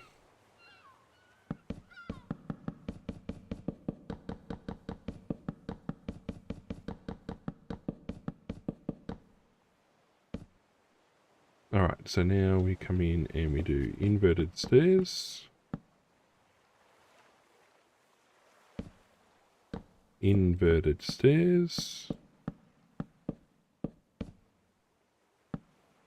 feel like,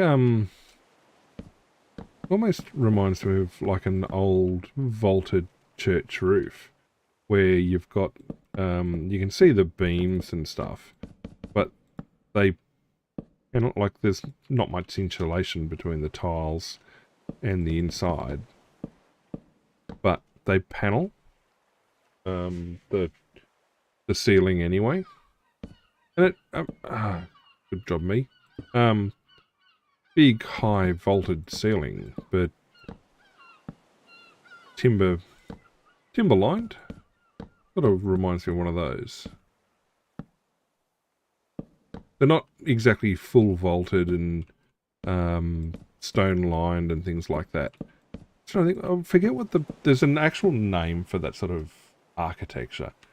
I've seen it more in Australian churches, probably because of the heat and stuff. They're designed big soaring ceilings in the older style ones. But and you see the beam, at least the framework of the rafters and stuff like that. And then, yeah, hard up against the ceiling, like hard up against the roof line, is a lining.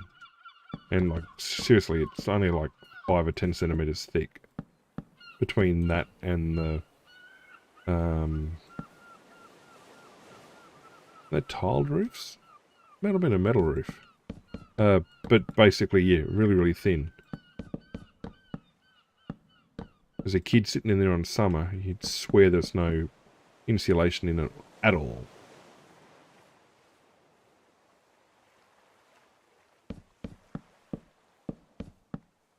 And in winter.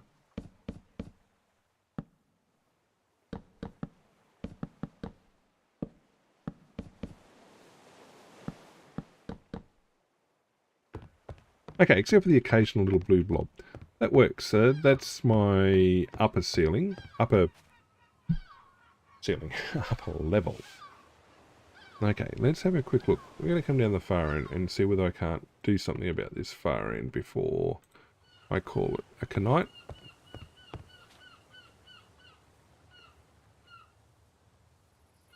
Now it does say it's got an overhang, but it doesn't go too far.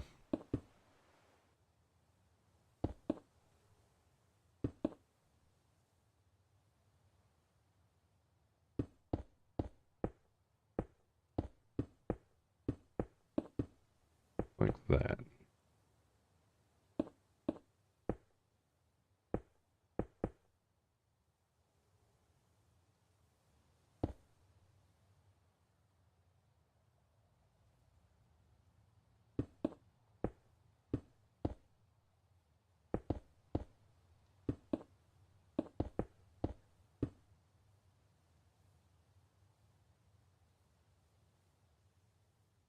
So that does have a window there. That's going to have to be a block.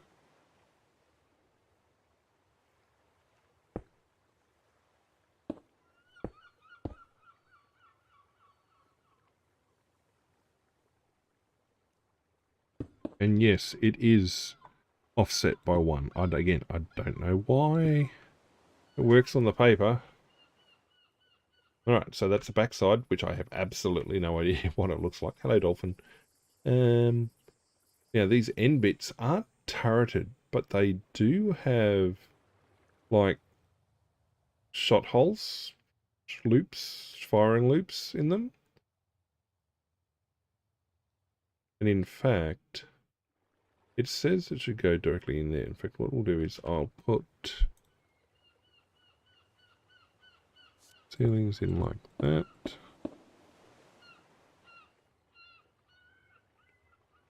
And what it has,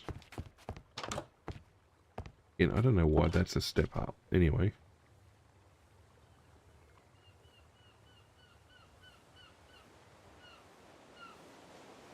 It indicates that the mechanism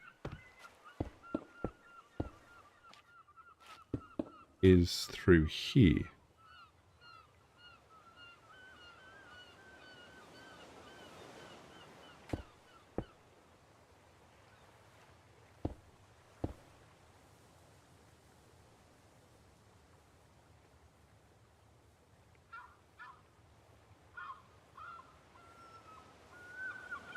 Can't think of anything to do.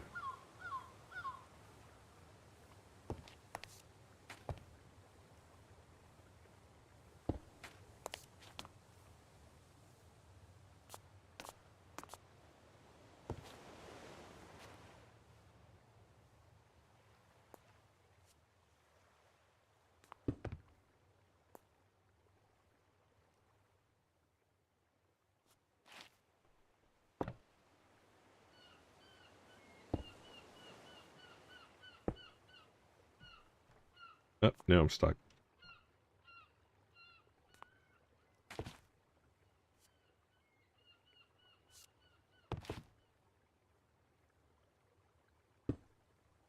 Up, up. Whoop, whoop, whoop, whoop, whoop, whoop, whoop. Not what I meant to do. Or that. Well, if I knew I could have fallen down there. Okay, fix this up.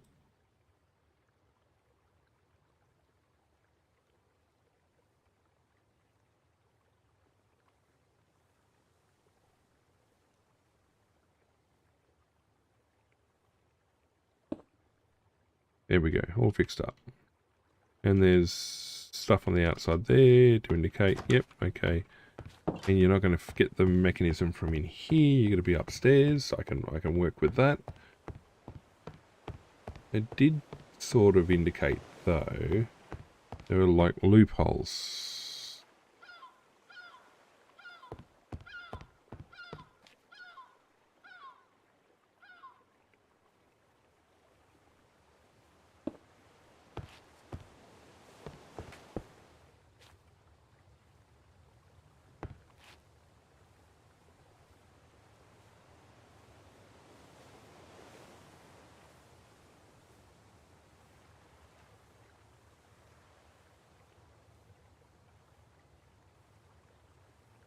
Again, this doesn't work 100% because of the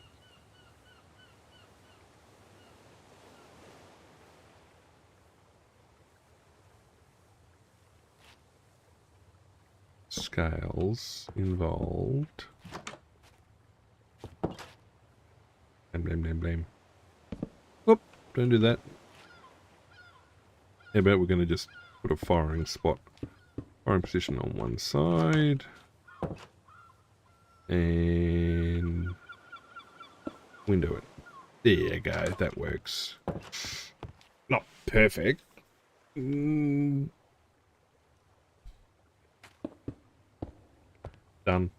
Magic. I'm happy with that. Okay, exit to the door. You've got a firing position there to protect you. Technically should have one on the other side too. We've got balcony. The whole thing lifts up. I mean, to be honest, do I have a wall, a quartz wall? No. There would have been too much to ask for. Far too much to ask for. But I do have iron bars.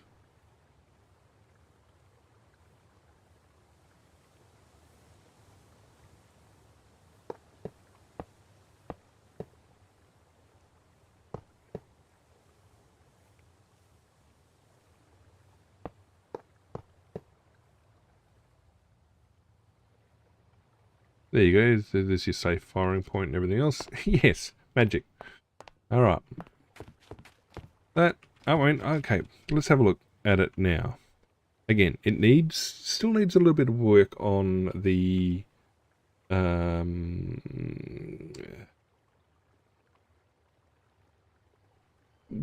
needs to be a bit more texture in between some of the floors. The roofing looks fine. This tower here needs to be moved back a block. That looks right. That wall mostly looks right. This is pretty close. This is going to be a nightmare. I've absolutely no idea how that's supposed to come together. We have the working levels inside that we're supposed to have. Ground floor, first floor, ground floor, first floor, second floor, third floor, whatever, how that's supposed to work out.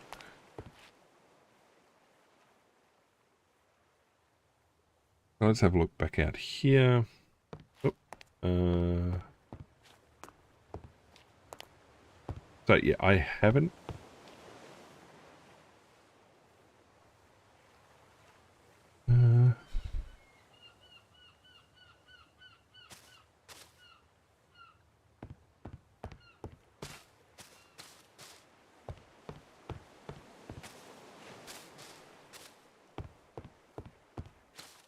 Now, I swear this is what the diagram on the that I'm working from kind of has. Kind of has like potted plants. What am I looking for? I am looking for flowering azalea. Like I should probably mix that up.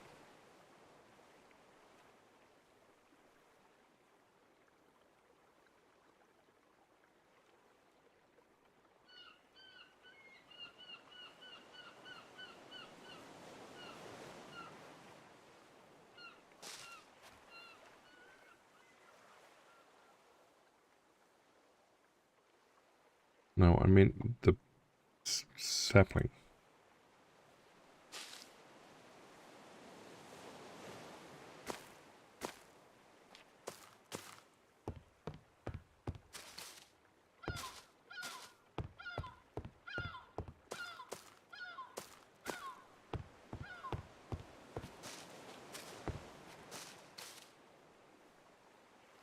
And what it has is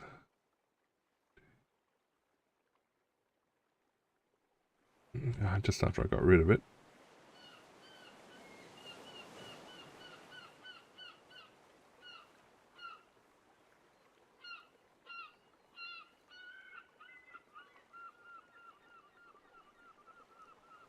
A big table. One big table. And that's it. That's what's in this room. 1,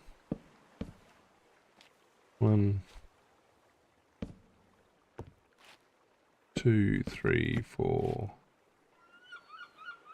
5. That's it. Seriously, that's the design of... Oh, hang on. I put that at the wrong end. Ugh.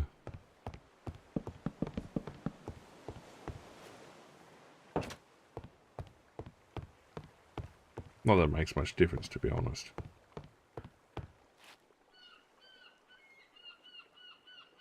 Anyway, we are going to...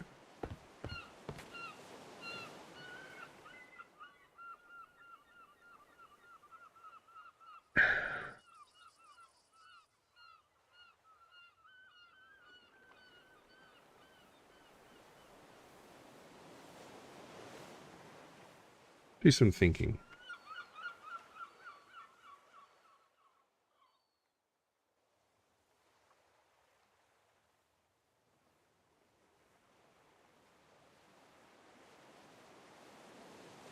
Alright, let's have a look at these little front walls.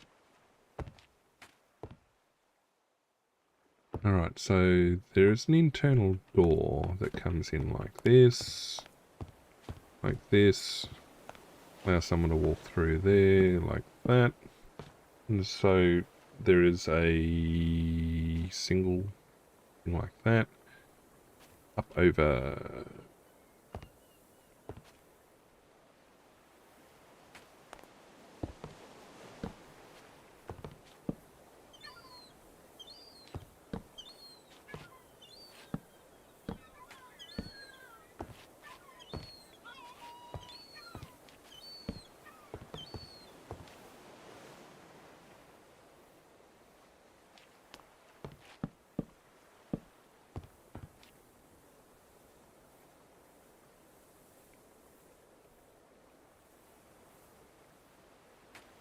See, what it actually has in the diagram is that it doesn't actually hit the next floor until it comes back over here. Which implies...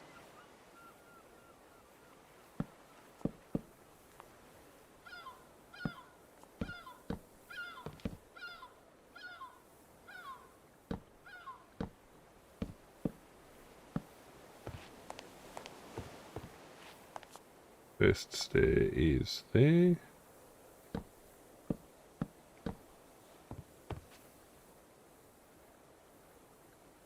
No, there needs to be. It says turning point there.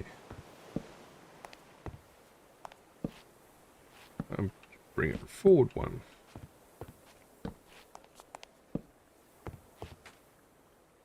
The way. Move. Alright, and put that there. Put that there. Get rid of that. Get rid of that.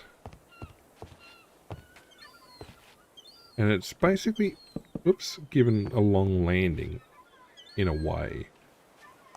And it shows like, like that. So, big turn and up. Which implies, again,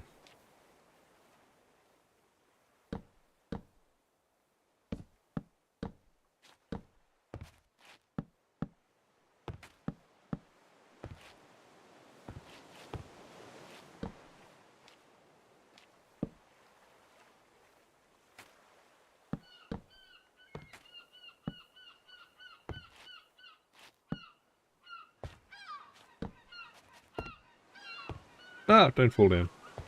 Up, turn, up, turn.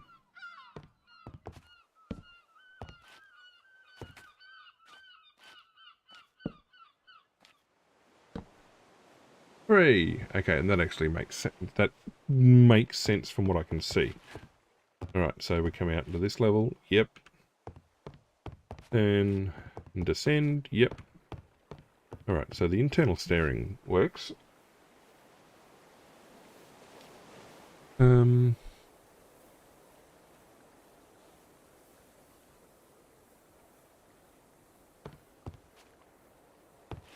It puts 1, 2, 3. Basically the same width, in fact.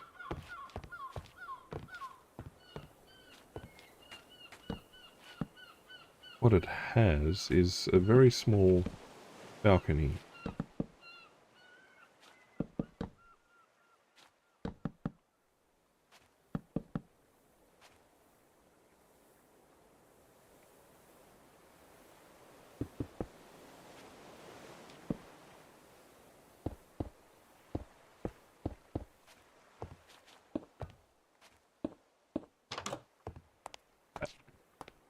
Okay, so what we're going to do is a little balcony.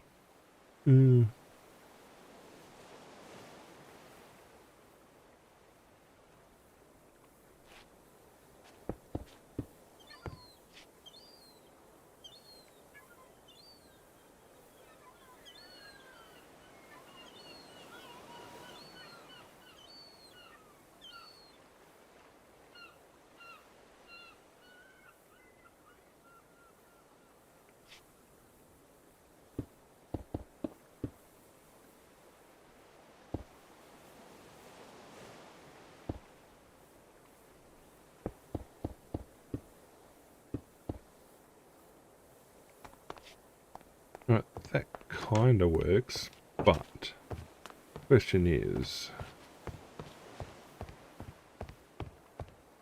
should I actually have a railing? Again, I don't have quartz fencing, I don't have nether brick fencing.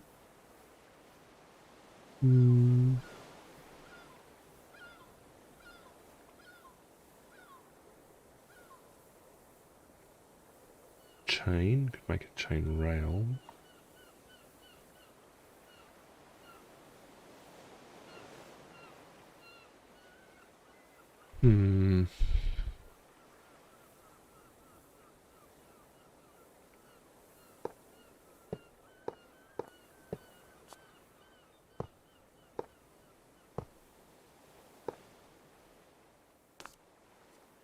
Don't jump over it. Okay, that works. It's not ideal. It's not perfect.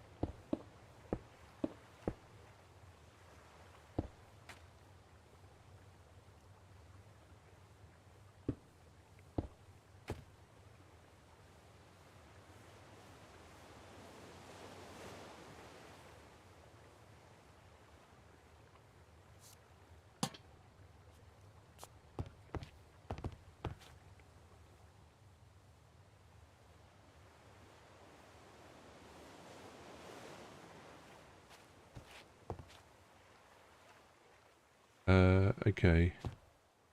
There is an internal door here. Of course I moved it out of the way, didn't I?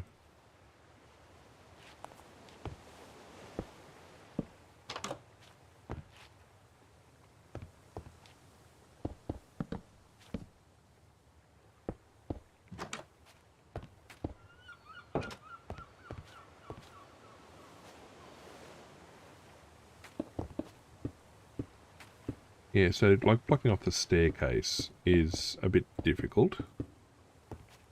But this comes through and then, yep, you go through on this side. Egypt.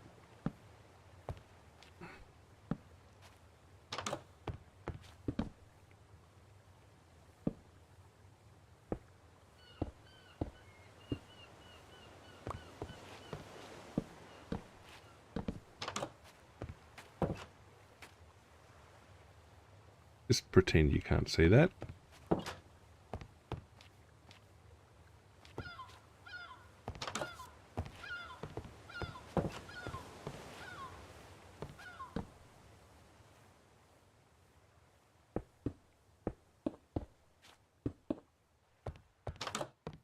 Okay, in through here, up the stairs, onto the next level.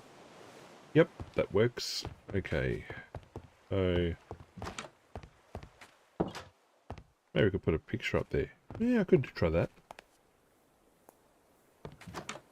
This room is not very shaped according to what I need.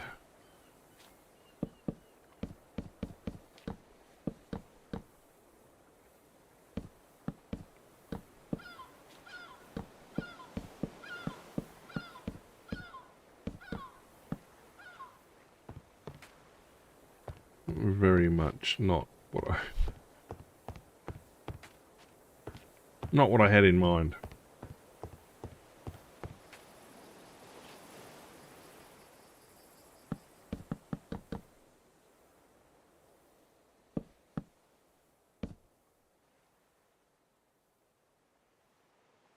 But I do know that as we go up,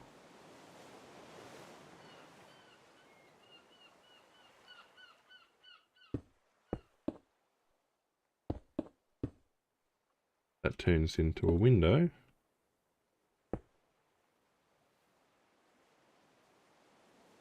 Should be a grey stained glass.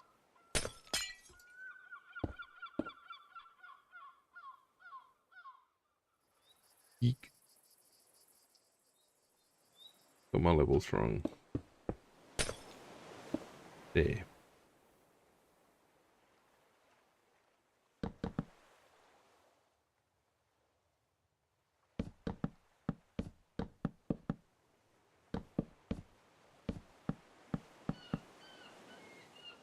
Whoop, don't fall down. Alright, so that'll come across here as well. Basically to here. I gotta work out now what to do there, but anyway, this should also come across here. So basically there's a central hall, a crossing hall, which doesn't want to connect up to the other hall easily or neatly. In fact, no, it doesn't.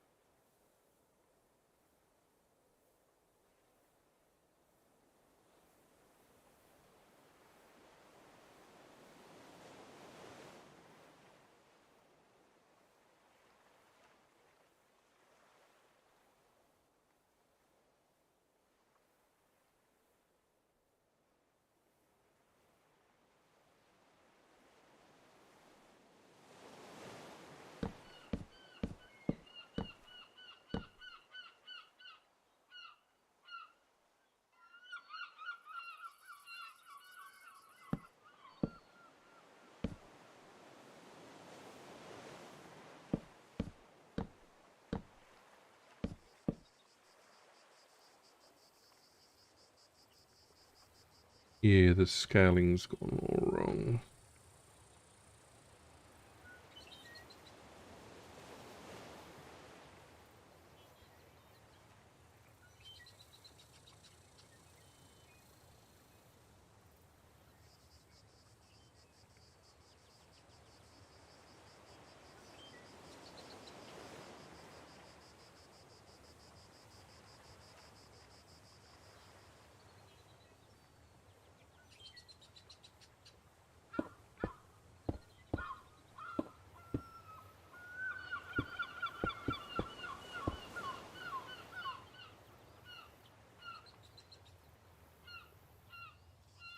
1, 2, 3. There's 3 there.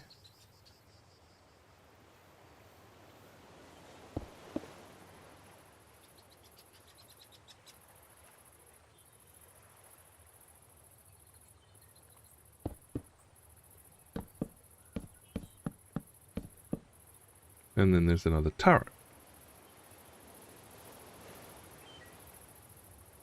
Which then if I scroll up, is all the way back up here. No.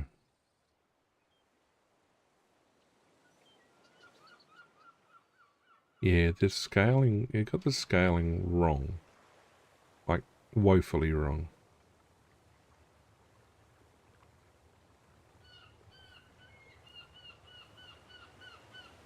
Like this front room is...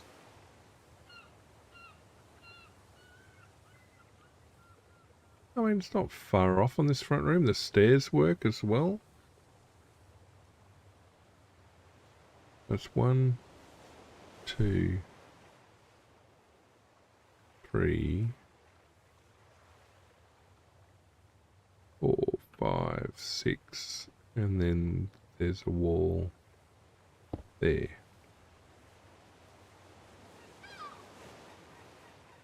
Which, yep, okay, seems to line up with that. But then there's 1, 2, 3, 4, 5, 6, 7, 10. 7. Yeah, no, see, the scale has gone wrong.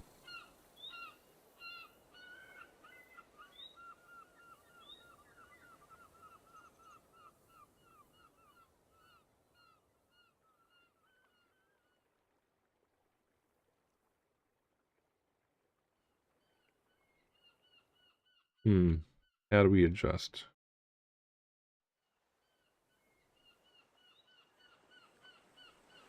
Is by rights. Maybe we halve the distance. Put it there.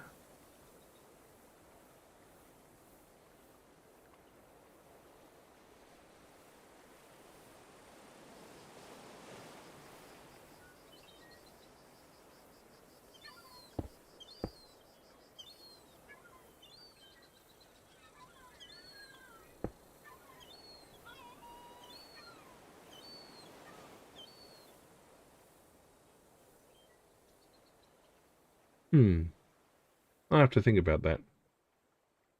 I mean, this looks good. This part definitely works. And is decorated so far internally. Same goes out here. This works. I think the position needed to possibly be pushed back one in hindsight. Go away. Yep, that works. Needs decoration. Down here, this works and is fine. Up here, not so much. You guys go away.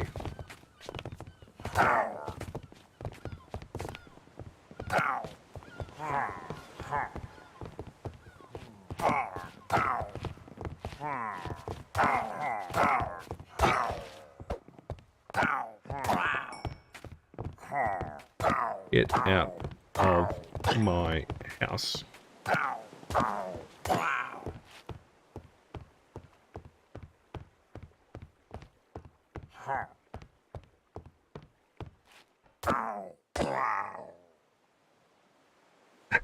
Well, true. True.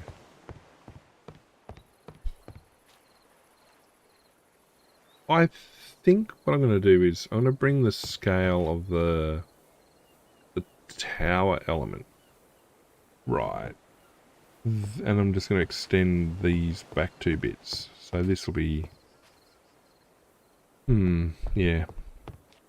We'll try that.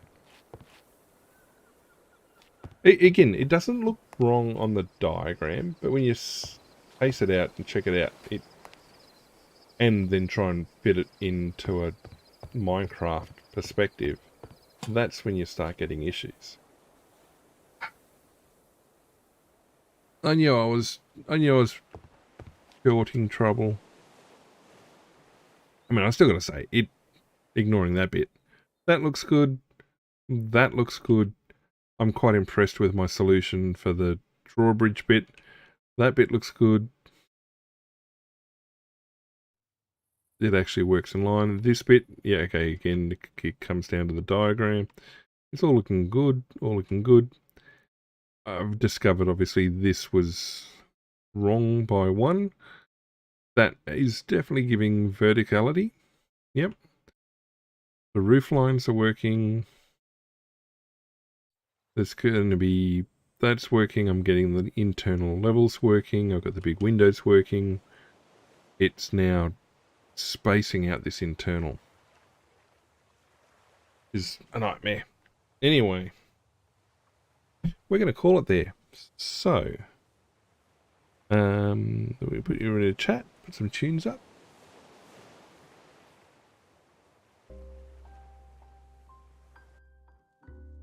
And call it there.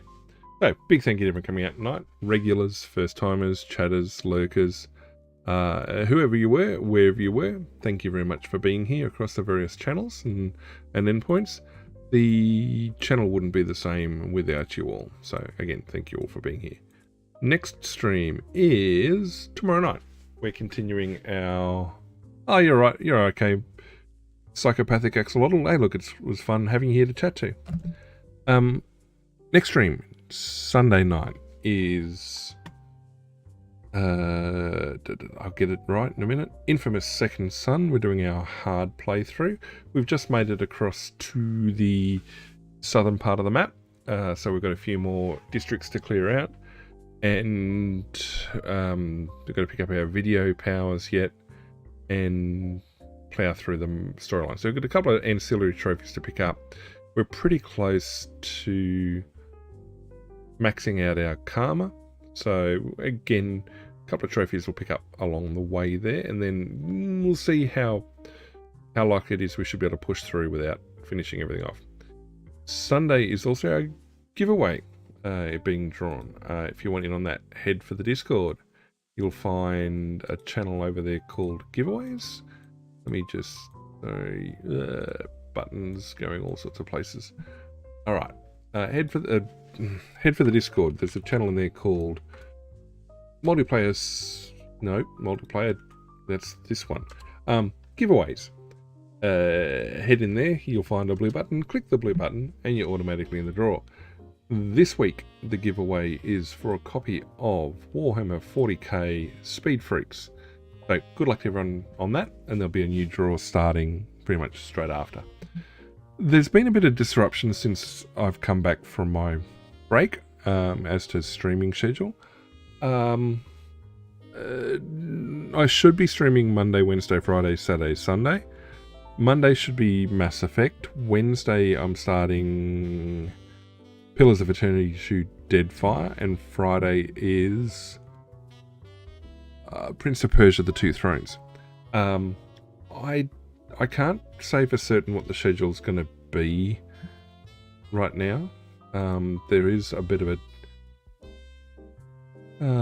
delay in some of the streams. The real world's catching up on a few things. So, yeah, keep on top of things. Check my socials, Money, Twitter, and Insta. Messages will go out on both of those before each stream, indicating what, where, when, as well as what I'm streaming. Apologies for the people who were looking for those streams in the last week. They just weren't going to happen. Even tonight nearly didn't happen. So, yeah, I don't want to promise things that aren't going to be achievable. So, look, I will find some way of generating some content. Just, I don't know what form that's going to take if the streams don't go ahead. But, yeah, look, if you want to keep on top of the latest and everything, eyes on the socials, and that should give you the solution. Hopefully everything settles down and we're back into a regular routine soon enough. It is a long weekend this weekend, so Sunday, Monday, I mean, look, I think I should get through. I mean, we're doing Insanity speedrun on Mass Effect, for crying out loud. I mean, I'm looking forward to platinuming that, getting that out of the way, and going on to Mass Effect 2. But otherwise, big thank you to everyone being here. Look, I mean, I'd be streaming to the void anyway, but it's very much appreciated having people here. So, it's a very good night from me to all of you, and we'll see you all again next stream.